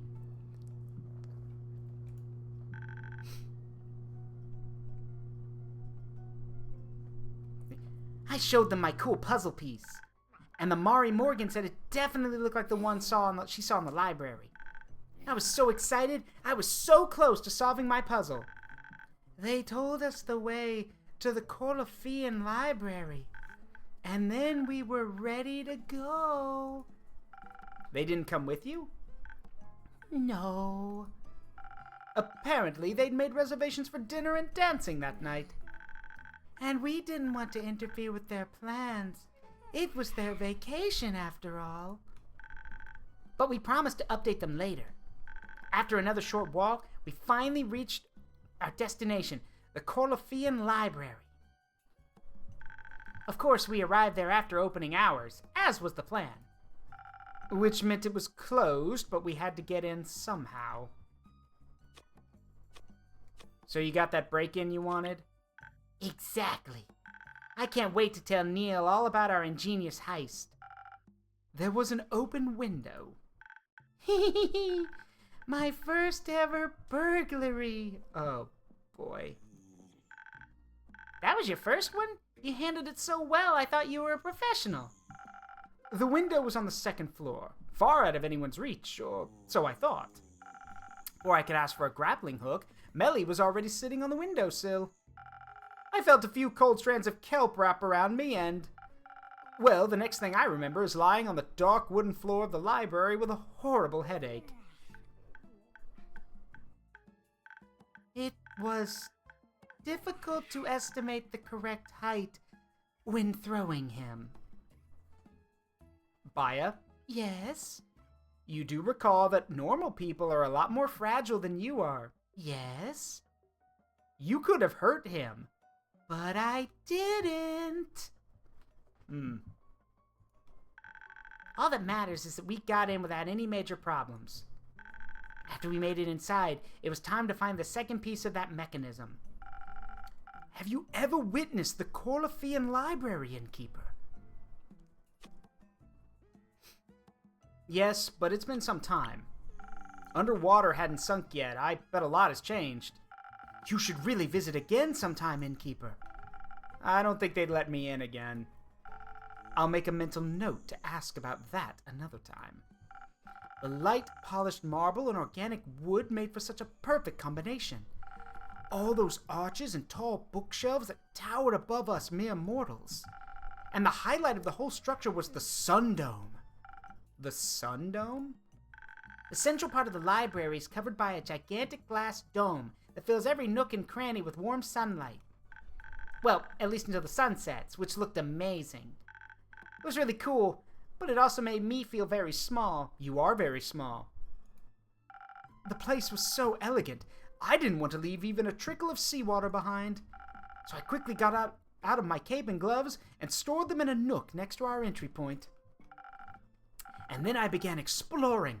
I found a news article about the recently renovated ceiling. Seems like the impressive glass dome is a rather new addition to the library. They added it for better lighting and to grant people a glimpse of the world beyond the waves. Ooh, bubbles! Yes, you remember Renew. Of course I do. I found it a bit strange, though, that the renovation seemed to have finished just before the first reports of the alleged book hauntings. Renovations, schmenovations. I was focused on finding that second puzzle piece. Baya and I looked everywhere, but it was nowhere to be found.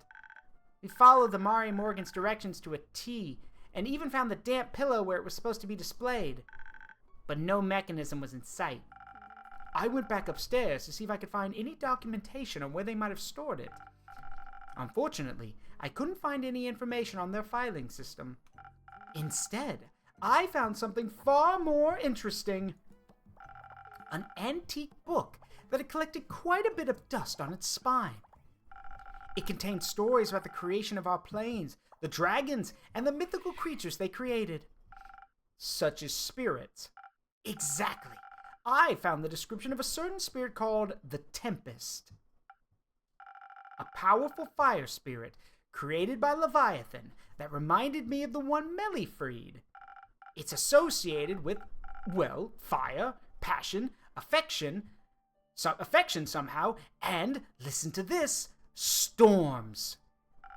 The book contained a dramatic short story about massive storms in the primordial sea that the Tempest summoned when upset. So you think the storm outside could be caused by an upset Tempest?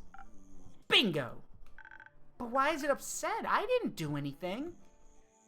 Except set it free. Did it not want to be free?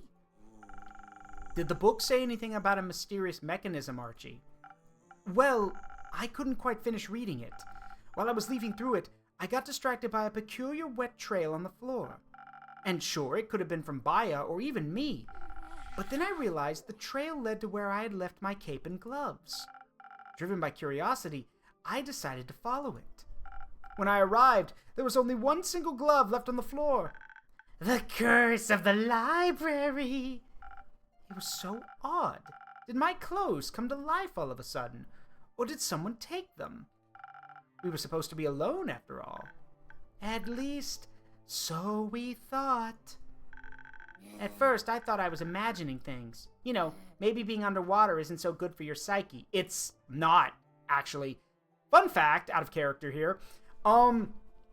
So, did you guys know that if you join the military and join the Navy, we'll go with the United States Navy, for example. If you join the U.S. Navy and get put on a submarine, you know those submarines can basically stay underwater forever, right? Like, because they're nuclear powered, they can stay underwater forever. However, Navy submarine rotation is every 3 to 6 months. I think it's every 3 months, actually. Every 3 months, sailors have to be, submariners have to be rotated out because it is just so psychologically straining on them, being underwater for so long. So, like, I think it's every 3 months, either the submarine has to surface or it has to, yeah, it either has to surface or it has to, like, swap out its crew members because there's only so much one mind can take. So, at least I think that's how it works.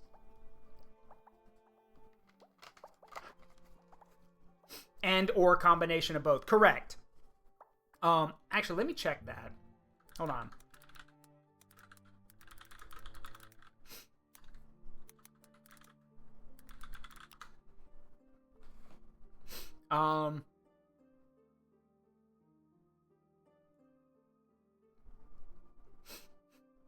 Okay. On average, a submarine spends 77 days at sea, followed by 35 days in port for maintenance. Each sub has 2 crews, blue and gold, which alternate manning the submarines and taking them on patrol. Interesting.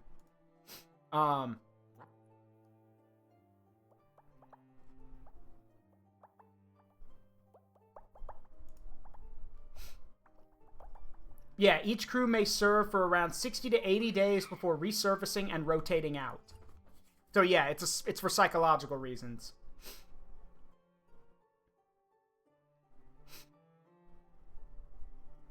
Correct. Cabin fever, claustrophobia, not seeing the sun. Correct. And yes, you're also right about that, Zara. The high anxiety, being crushed to death in your sleep. But if I recall correctly, like, hold on.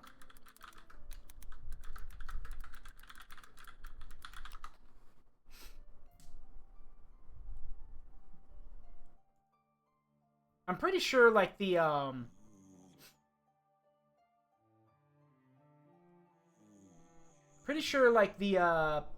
don't know which ones we use now, if it's the Virginia or Ohio class. I think it's the Ohio class. But, like, and I'm trying to find where the, I'm looking at a thing of it right now, like, where the crew stay.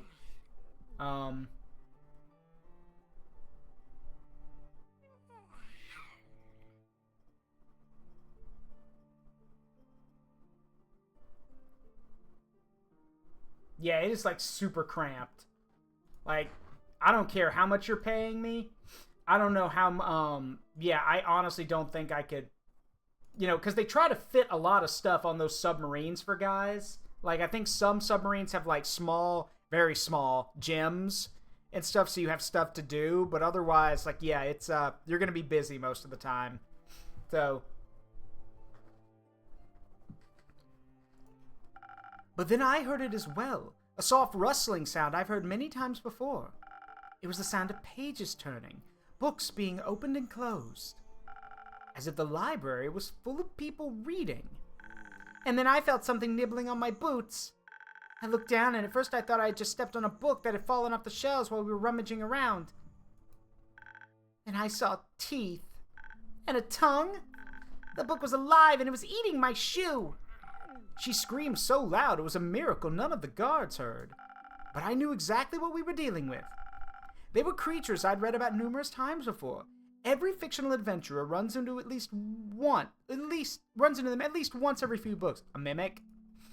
Mimics, yep, called it. They're mimics. Of course they're mimics. Of course they're mimics. I don't think I've ever seen anyone proclaim that word so happily before.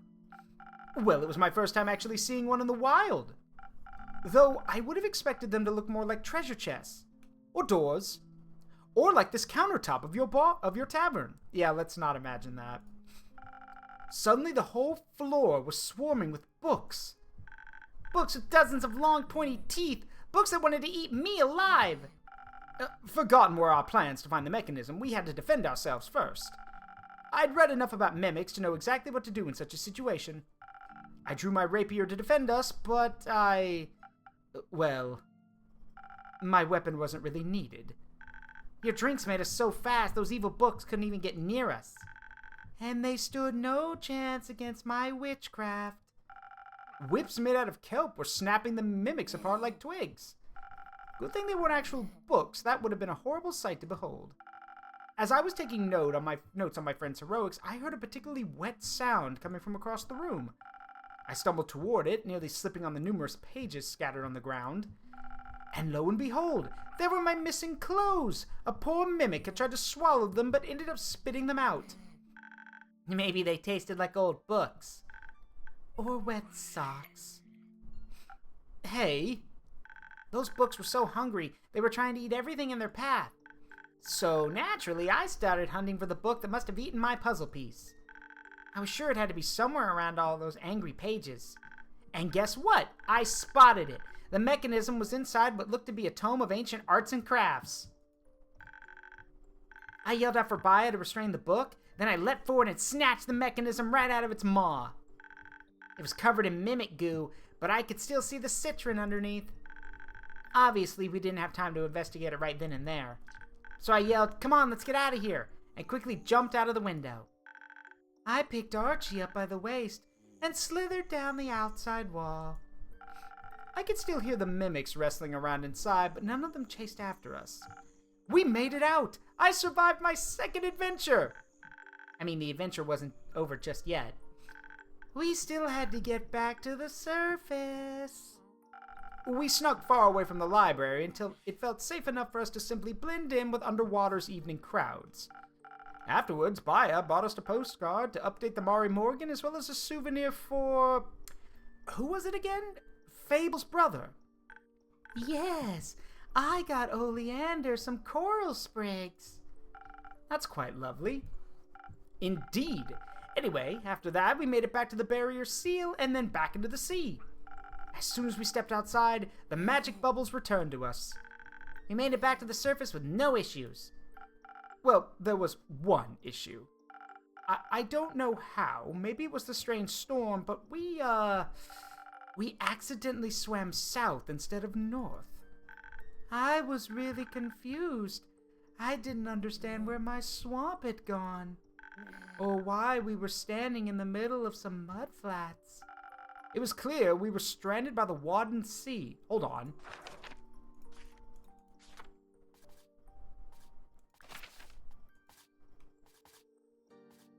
Wow, they swam really far away.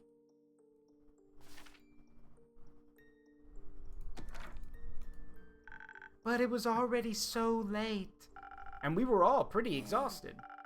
So we decided to stay a night at a tavern in Borkum. Wait, how far away is Borkum? Good God, you guys went far away. Remember, they were right here. This whole chunk of land sank underwater. Good God, how'd y'all get all the way over here? Because that's Borkum. Good grief. We found Una's favorite tavern. Don't you mean her second favorite?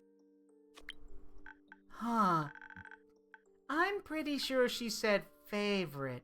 Ouch. She's just afraid of vulnerability.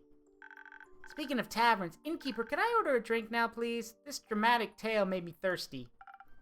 Of course. Do you already have a drink in mind? Yes, I would like to order a hot chocolate. One hot chocolate coming right. Wait, I would like an extra fancy hot chocolate, like with glitters or marshmallows on top. Sadly, I'm fresh out of marshmallows. Aww. But I could substitute them for some ghost berries. They pop in your mouth when bitten into, and they add a fun twist to your drink. Ooh, yes, I'd love some of those. Very well. Now, for those who don't know, this is actually a fan drink. This drink is Quincy's hot chocolate. If y'all don't know who Quincy is, he's a TikToker who does Quincy's Tavern, and he's the one that came up with the hot chocolate recipe that y'all see right here. So let's see. It's hot cocoa with a dash of cinnamon.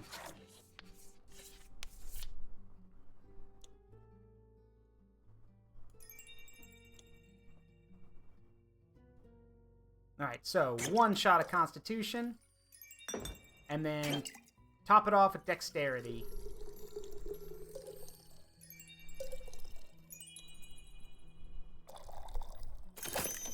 Boom. 1 Quincy's hot chocolate.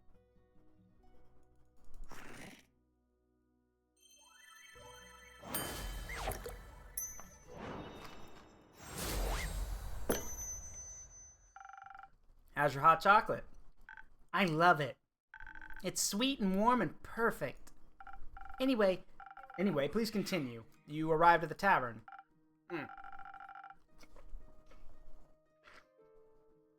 Exactly. First, we could dry our clothes and examine the completed puzzle. Well, we couldn't quite figure out how to fit the pieces together, but we had both parts. The second piece was larger than the first and had weird round layers made entirely out of citron. And someone had scratched something into it. Not sure what though, but there were a lot of scratches. There was also this indentation. Exactly that. Like, it looked like the 2 pieces would just snap into place, but no matter how we turned the second, it never fit. 1 protruding arm of citron was always in the way. And there was also a second indentation whose purpose we couldn't figure out either. So what did you figure out? Got it. Well, I just want to say it was a pretty tough puzzle. And we had a long day. And also the lighting in the tavern was exceptionally bad. You didn't figure anything out, did you? Nope.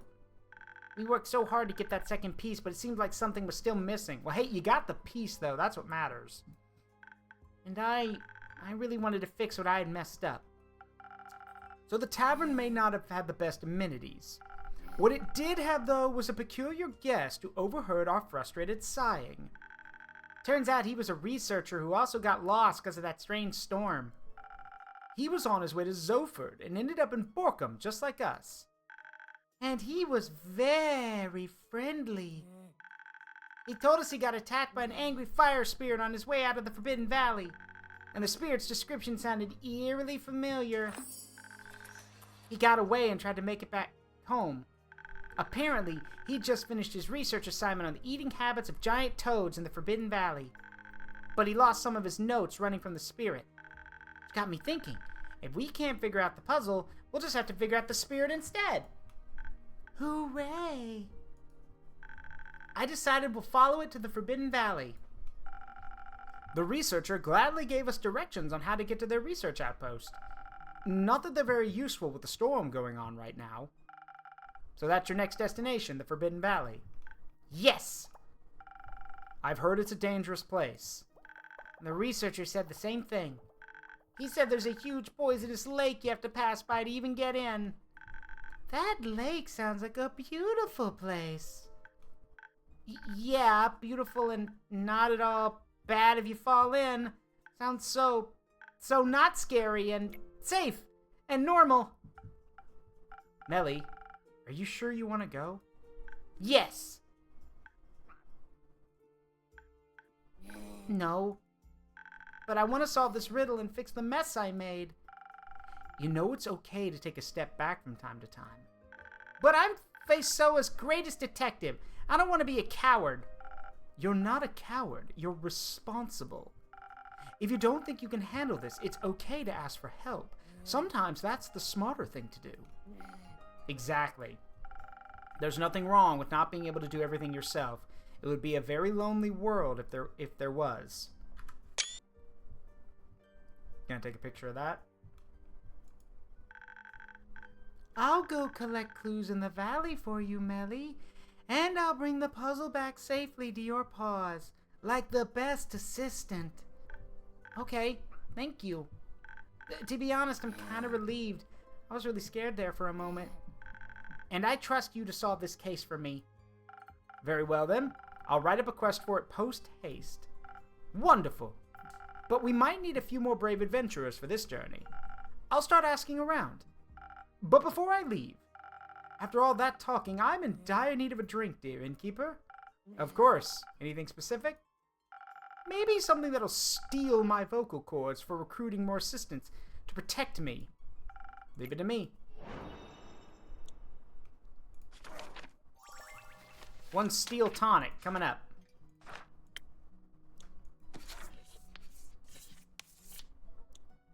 Let's see.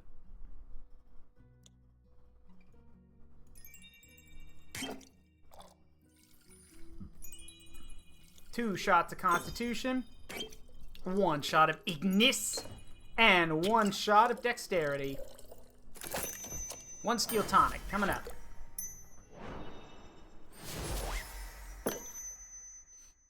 Liquid steel, just for you. Thank you very much. This is exactly what I needed. I can already feel the itching in my throat subsiding. Melly, do you want to help us choose the right people for the quest? You can absolutely come and help us ask around. Oh, yes, I would love to. Good luck, everyone. Thank you. Bye.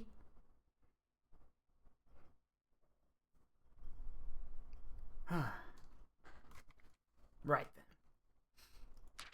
Let's see. An angry fire spirit, the wind and the weather patterns, and Melly's mysterious puzzle. The mechanism, as well as the spirit that inhabited it, is rooted in the realms of the great dragons. The Tempest Storm is wreaking havoc and causing confusion all across Faesoa as people get lost or turned into frogs. Someone needs to put an end to this and track the Tempest down. It was last seen in the Forbidden Valley, where it may be getting up to forbidden shenanigans. What can possibly stop this force of nature?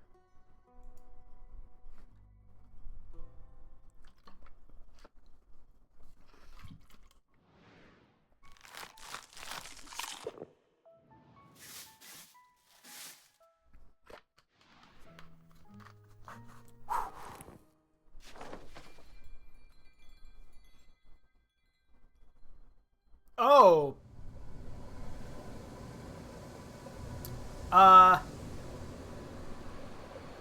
This is a freaking miasma. This is not... This ain't fog. This is a miasma. What the hell? Also, it's very loud.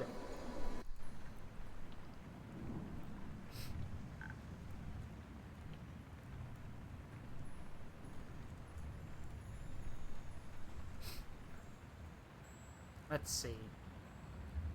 Morning. Good morning. You look... tired. I'm not. Your eye bags have eye bags. It was a long night. Storm's still storming? Yeah. Honestly, that's a good way to put it. I spent all night leading people away from the Grove's interplanar portal. The Amaranthian Hydra deserves some privacy.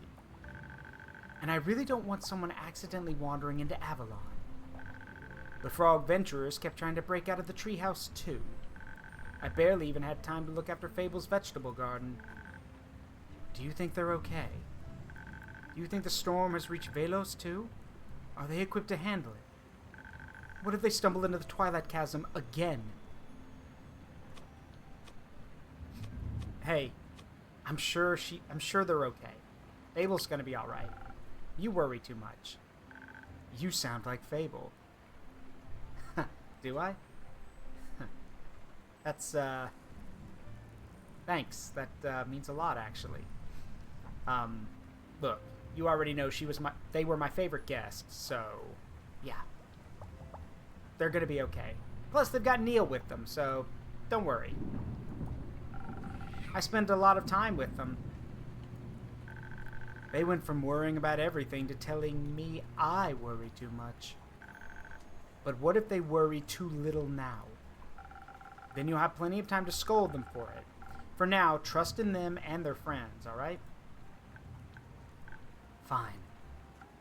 So, now you're here to take a break. You need a room so no one sees you resting? No, I just need to sit for 2 minutes in silence is all. Then I'll be good as new. Got it.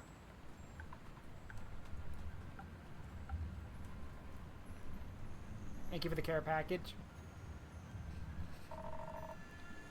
I was told there's a quest waiting for me. I can confirm my quest board has one waiting for a brave adventurer like yourself. Perfect. Now we can tick that one off the to-do list. Only actually doing the whole quest left. I take it you've been recruited. Baya and Archie asked me to join in, yeah. And I can't say no to such beautiful companions. Baya told him he's coming, and that was that. How could I refuse when my best friend wants to spend time with me? With Melly making the responsible decision of sitting this one out.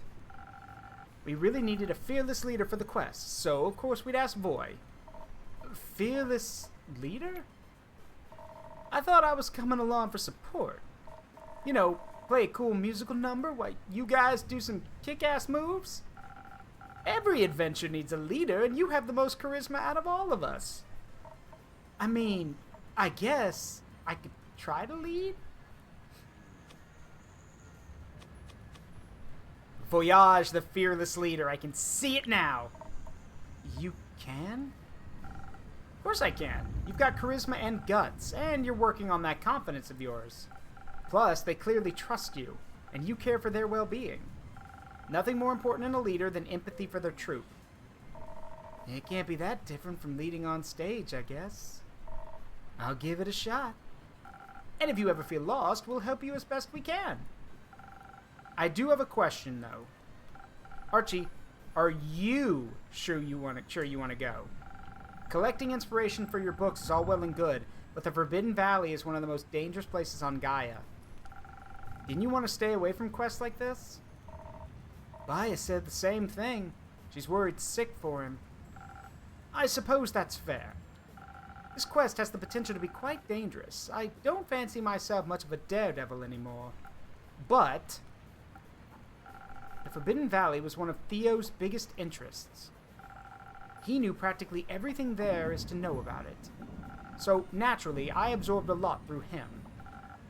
I read more into it too after everything happened as a way to remember him. Thus, I have quite a bit of knowledge about everything the researchers have discovered so far. Good man. Good man.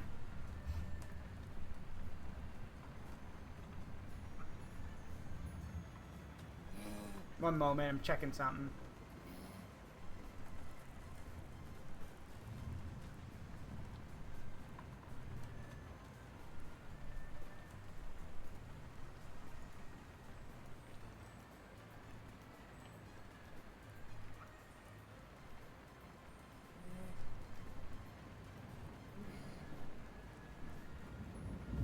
That's weird. Hang on a sec.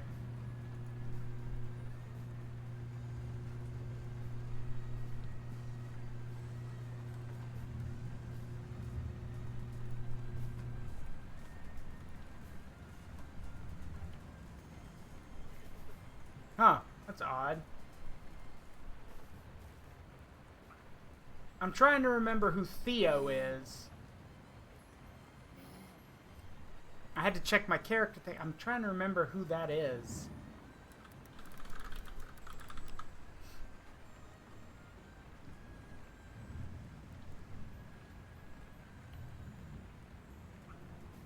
Huh. I genuinely can't remember. Oh, wait. Never mind. Theo is his childhood friend. He's the noble. Now I remember. Like poisonous Dead Man's Lake or the sleep cycles of giant saber-toothed tigers. I don't know how much I can help with navigation considering the current state of things. But at least I'll know what a wandering Dionaya Muscipula looks like if we run into one. Alright, night, Thomas. I am uniquely equipped to aid in this quest. And while I decide to step back from full-time adventuring, that does not mean I will stand idly by as chaos unfurls in front of me. Oop. Not if I'm able to help. I see you learn from my mistakes. We both did, it seems. The lost spirit worries me too. I remember feeling lost, and I don't wish that on anyone. We don't know if it's actually lost, per se. We shall find out how to help it, or at the very least, figure out how to keep it from causing more chaos. Very brave of you, Archie. I couldn't agree more. Sounds almost like a leader to me. I'll happily be your right-hand man. All right, all right. And if all else fails, Baya will be on our side. They'll be able to guide us to and through the Forbidden Valley in no time. About that, I'm not so sure she actually can. Baya got pretty lost on her way back to the Moon Swamp, remember? The plants are all confused and fuzzy because of that cursed storm. And she still can't teleport to the Forbidden Valley. And I'm definitely not feeling another risky teleportation spell. I guess we'll just have to use our collective brain power to find our way then. Especially through the valley. The very dangerous valley. Maybe we can pray to the dragons for help. I feel like we might need a bit more than just a prayer. Could you become a cleric? I could. Wait! You're Oleander Verafina, right? Fable's brother. You've had more than 2 minutes. Speak up. Me? Yes! I sure am. Vaya told me all about you. She got you some coral sprigs from underwater. That's nice. She said you're an expert ranger, that people rely on you to guide them through the Ashen Grove. That's very kind of her. And correct. Spectacular! So you can help us. What? Well, we're in desperate need of an expert guide, and you happen to be one. It's a perfect match. It would be if I was interested, which I'm not. I'm sure you can find another guide. Ooh, you know what? You know what? No, I'm gonna be an asshole. Yeah, maybe a nicer one as well. Ooh, this one seems plenty nice. Don't leave us hanging. We might get eaten by a wandering Dionysus muscle thing. Wandering Dionia muscipulae.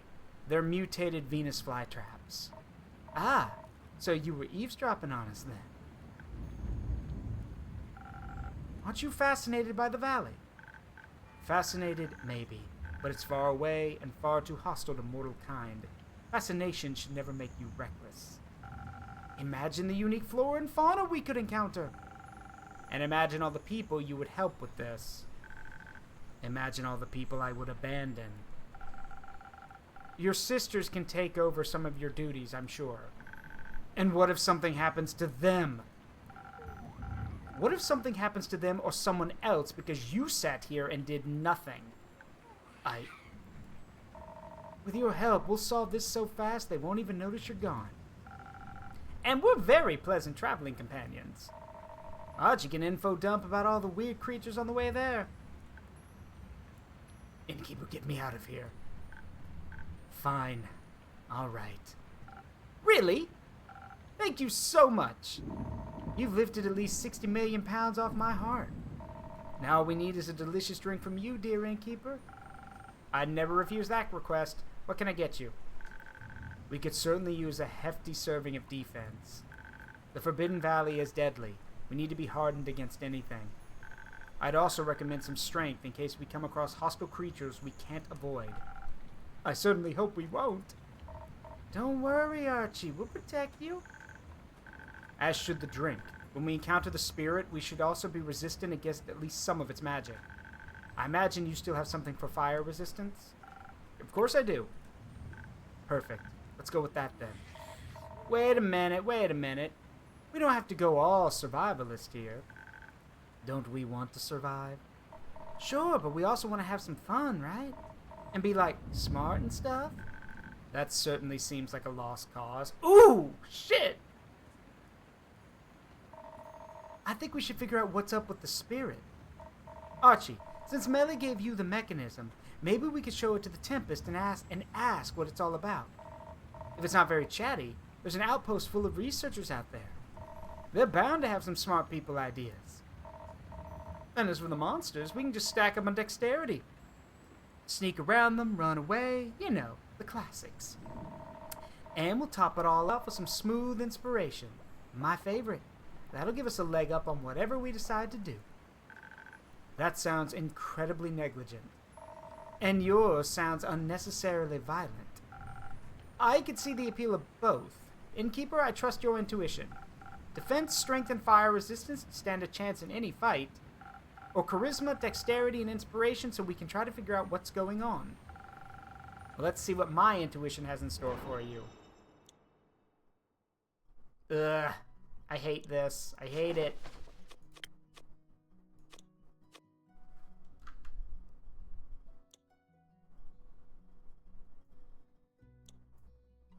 One second. I'm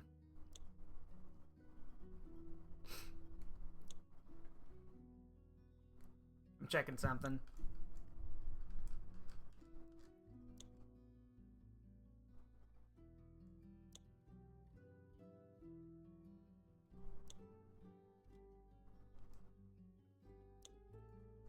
Yep. Okay, thought so.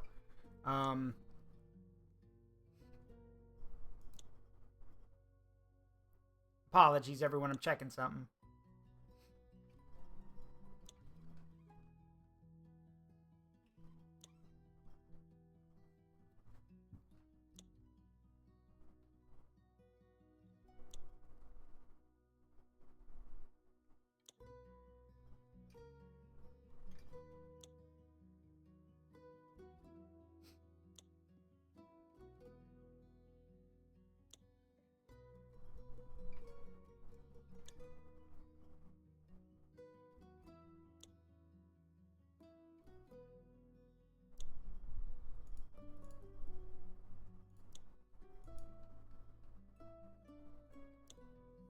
Okay.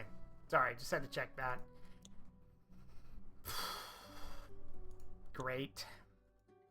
Well, this is just great. How the heck am I supposed to figure this out?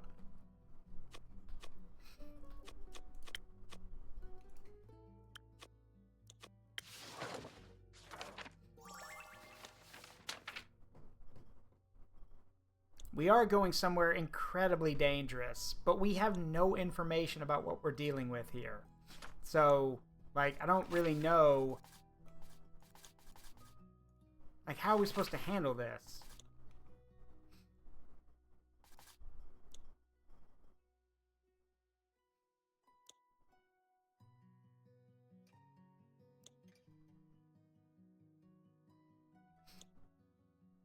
Ugh.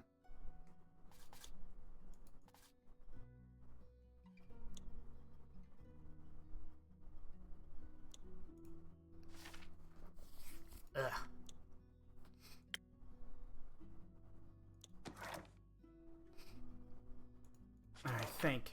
What am I going to do? Because the thing is, they're both right, but like, and we are dealing with a fire spirit, but the thing is, the spirit didn't attack Melly. Remember, it got out and then it ran off. It didn't attack her. So it's not hostile.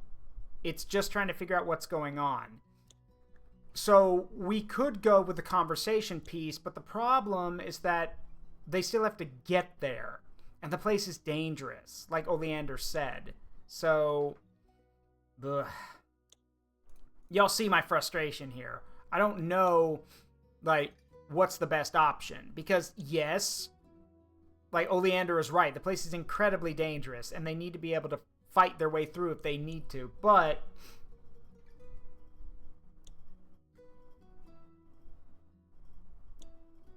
let's see. It setting the forest on fire was non-hostile, but dexterity will help keep them from falling.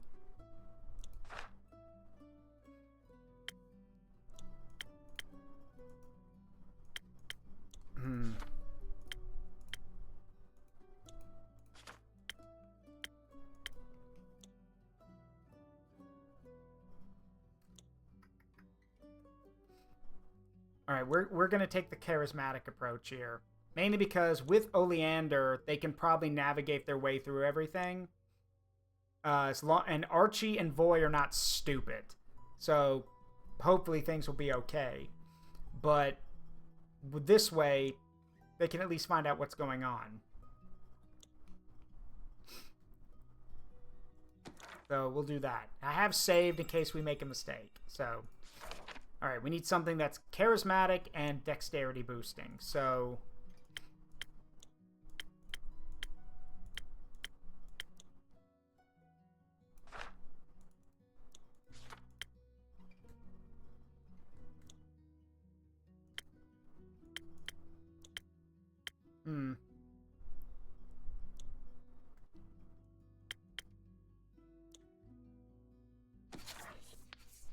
Guess this'll do.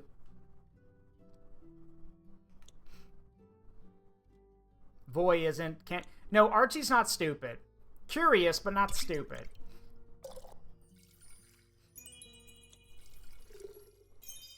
And if Oleander tells him stay put, don't do anything, he will definitely stay put and not do anything. I trust him.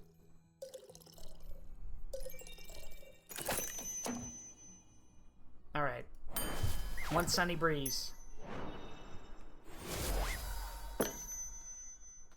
Good communication never hurts. Worst case, you can try and recruit some extra hands to help you fight a powerful foe. Best case, no violence will be necessary. Very reckless. Very fun. A very good idea, I think.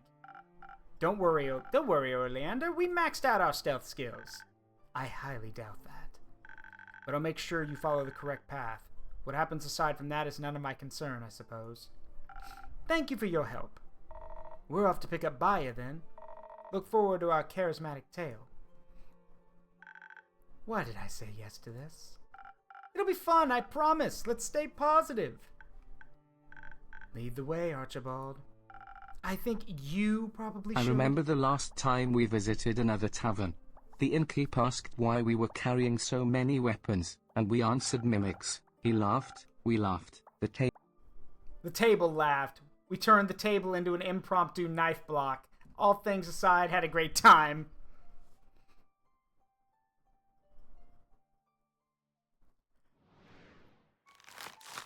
Alright, I'm gonna run to the restroom. I'll be right back.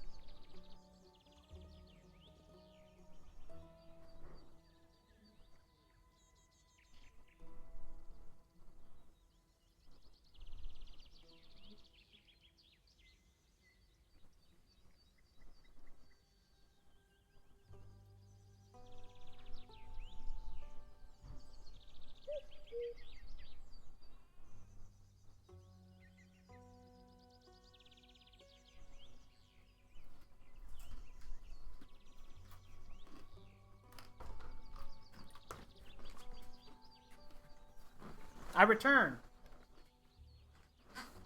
Oh, someone wants to pet George. Okay, there you go.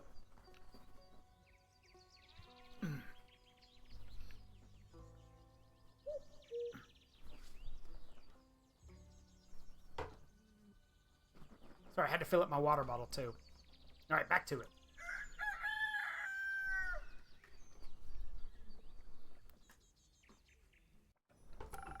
Would you look at that? Weather's cleared up. Does that mean they were successful? Hopefully no one turned into a frog. Baya!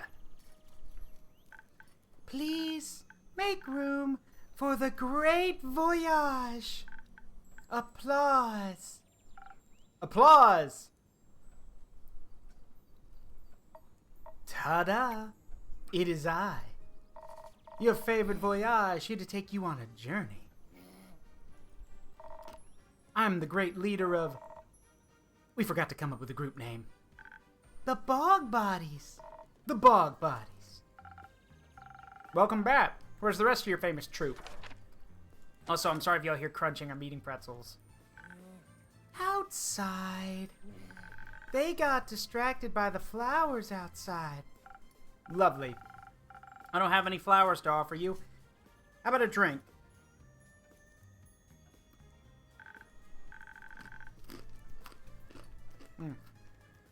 No, thank you.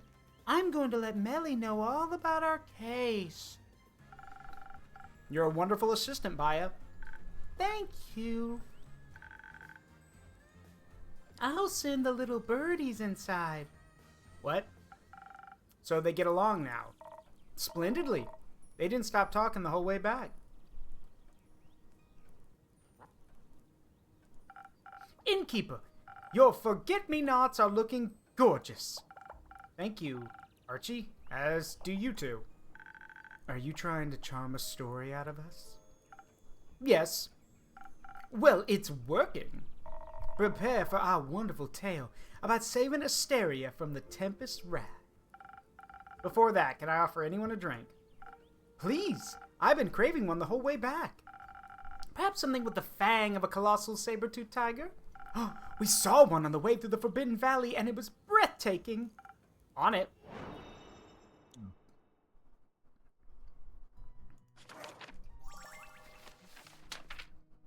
All right, let's go ahead and drop one of these in here. So something speedy and hard-hitting.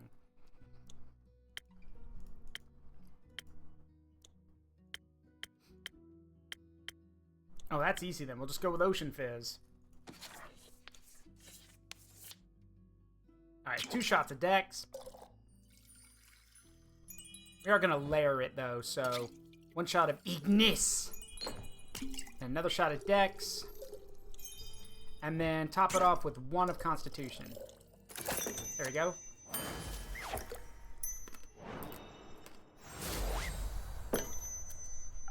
I hope this will make you feel as brave as a saber-toothed tiger. Oh my, it does indeed. Absolutely delectable as usual, Innkeeper. I'll take that tail now. Of course. First, Oleander got us to the Forbidden Valley with remarkable haste.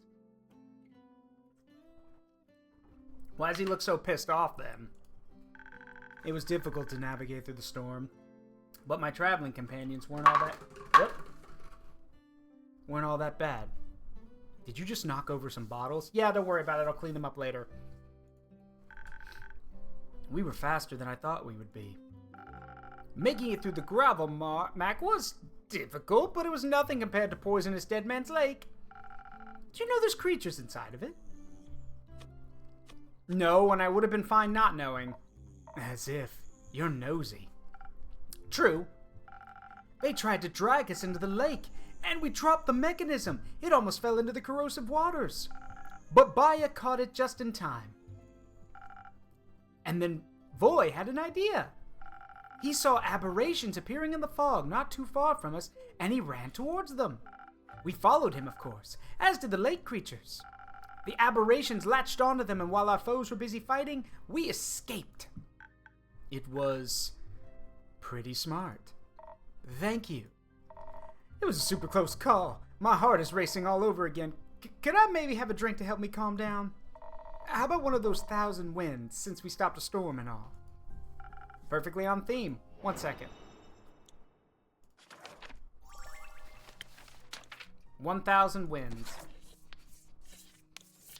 Innkeeper, please, clean up the Mountain Dew bottles. I don't drink Mountain Dew. I'm better than that.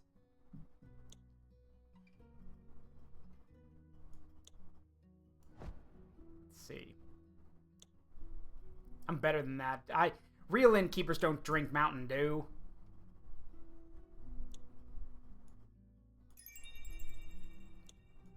I'm not. I'm not. Let's see. Then top it off a little bit of charisma. 1,000 wins. Coming up. I will chug a Code Red right now. Is Code Red better than normal Mountain Dew? I mean, I like Mountain Dew, but I've never had Code Red before.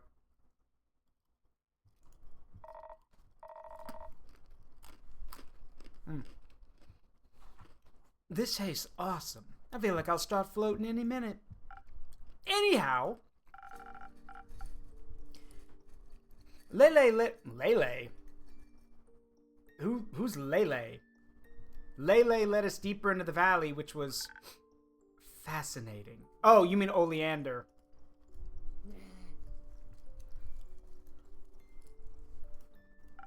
Lele. Leander.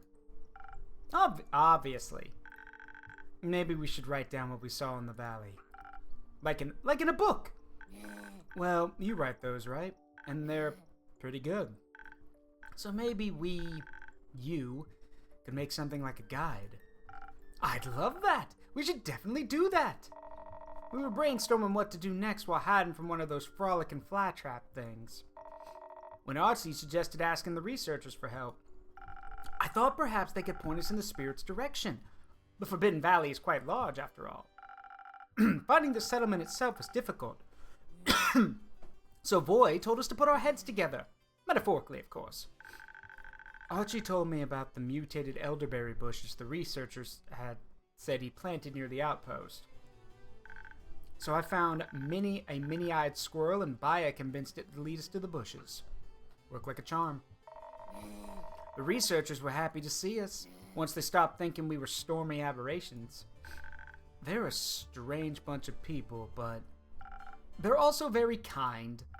When we told them about our problem, they were fascinated. So I asked them if they wanted to take a look at the mechanism. And then I sang them tunes to get them in the right headspace for smart people things. A dramatic ballad about the Tempest Heart. It was delightful. Annoying and creative was what I was going for, but sure. With a little bit of inspiration, they were able to figure out what it was. A zoetrope. It's some sort of spinning picture thing. Archie happened to know all about zoetropes. The researchers thought it was the spirit's home, as it was a central part of how the mechanism would have functioned. With it destroyed, the spirit was trapped inside, but at least it still had shelter. Now it had neither a home, nor enrichment, nor purpose. That sounded quite terrifying. So, I thought, what if we built it a new home? Something fun, so it doesn't have to be bored and lonely. We started brainstorming ideas, since we didn't think we could fix the zoetrope. The divine design would have been difficult to replicate. One researcher even thought it could have been made by a dragon themselves. We were a bit overwhelmed trying to live up to that, but then Lele had an idea. I suggested we build it a lantern. Lanterns are very useful for guiding people. It would get to see a lot of the Forbidden Valley, all while we're gaining a purpose and a way to spend time with others. It was a genius idea! Thank you, Archie. Obviously, we didn't know if that Tempest would like it. So, while the researchers got to work building a lantern using the center of the zoetrope as a home for the flame, we sought out the spirit. They were pretty sure it was terrorizing the wildlife of nearby Toad Thicket. So your plan was to pitch the new contraption. We decided on no plan, just vibes and improvisation. You decided that. You can't argue with the effectiveness of that decision. I could, but I'm choosing not to. We found the Tempest stuck in one of the frozen traps of a sleep moose. I was going to walk up to it and use the opportunity to pitch our proposal, but then I saw Lele eyeing the trap. I asked him if he wanted to help, and he said yes. I felt sorry for it, being stuck in the trap and on our plane, I guess. So I asked Baya if she could fortify my arrows with thorns, and I stepped forward and shot an arrow at the trap. I hit a weak spot and it splintered, freeing the Tempest. Immediately it rushed forward, but stopped right in front of me, staring me straight in the eye. Hey, Gun Sage, how you doing, buddy? We're playing Tavern Talk's DLC tonight. I looked back calmly, and in the tongue of the primordial sea, I said, "We're building you a new home. Would you like to see it?" It was a bit confused by the suggestion, so I crouched down and drew a lantern outline in the dirt while explaining our idea in detail. I proposed we could start with a trial period, see how it liked spending time with the researchers. and I promised that if it didn't like it there, I would personally bring it to the primordial sea. It was so scared it would just be forgotten about and lost again. But I assured it that my friends, my traveling companions, would never let that happen, and it believed me. So back at the camp, we offered it the finished lantern. The gift made it dance in excitement. Baya had taught it a happy dance on the way back. With a rumbling sound, the tempest entered the mechanism, and as it did, the raging storm around us was absorbed as well. Bit by bit, the hooded lantern absorbed the storm until it was all gone. Inside the mechanism was a purple flame, still dancing happily. Then we properly introduced the spirit to the researchers. They all pitched their research project, trying to see which one it would like to delve into the most. It was really interested in primordial spores. I should try adding some of those to a drink. That's exactly why we didn't bring any back. We all spent the night celebrating together before embarking on our journey home. What an eventful quest. And great persuasion work, Oleander. Can I offer you a drink on the house as a thank you? Aren't all your drinks on the house? You wish. Ominous. But yes, please. Maybe something for my brain. Another headache? No. I'd like to understand the build of a lantern better, in case I ever run into a lost spirit again. How adventurous of you.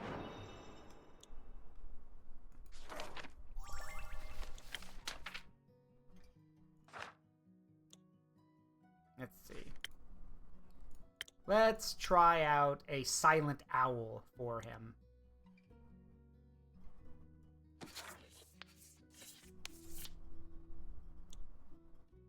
Alright, do I have anything that... Yep, I do.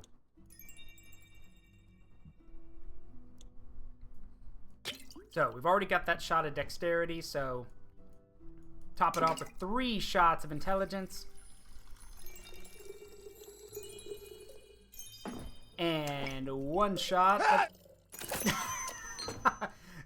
yeah, well... good timing. That would have been better if you'd done that right when it spat the drink out in front of him. 1 silent owl.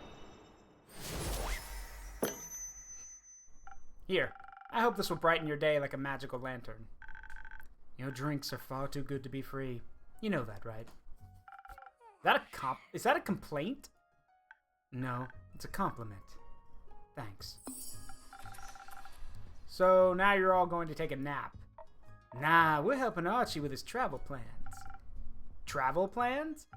I'd like to see more of Asteria, to meet interesting people and creatures and hear all about their stories. The researchers actually offered to let me stay for a bit, so I might go back. I can't wait to travel the world and write about all the brave people I encounter. Not alone, of course. Solo trips aren't really for me.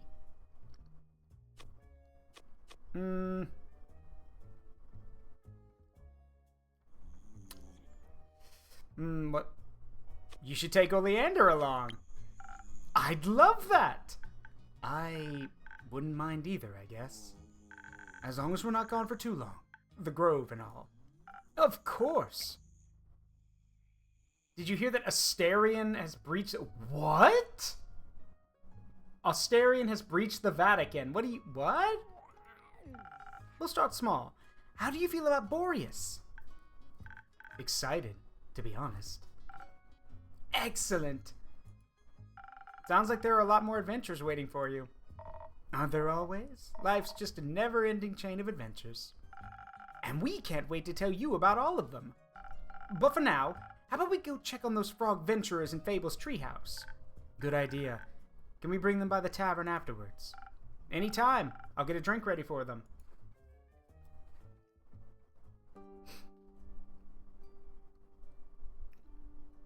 Oh, that's nice. So that's the first DLC.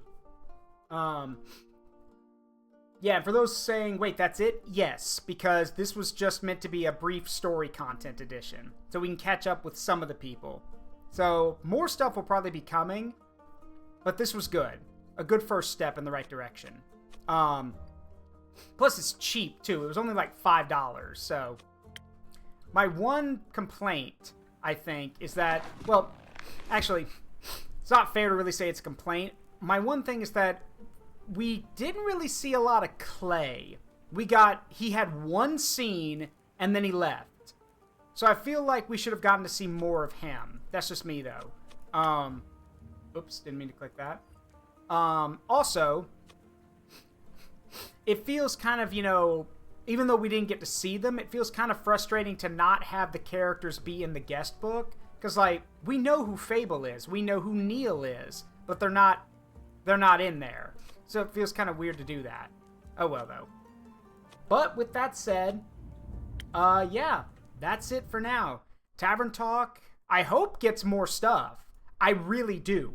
It's very good. The characters are amazing. They're very colorful. It's an amazing little cast. I want to see more story DLC. I really do. Hell, I'd fund story DLC. But with that in mind, we are going to go find someone to raid tonight. So give me a minute to find us somebody. Let's see. Actually, I know exactly who we're going to go say hi to. We are going to go raid Drist the Goblin, who is playing RoboCop Rogue City right now. I think he's trying to finish the game, so we're going to go say hi to him.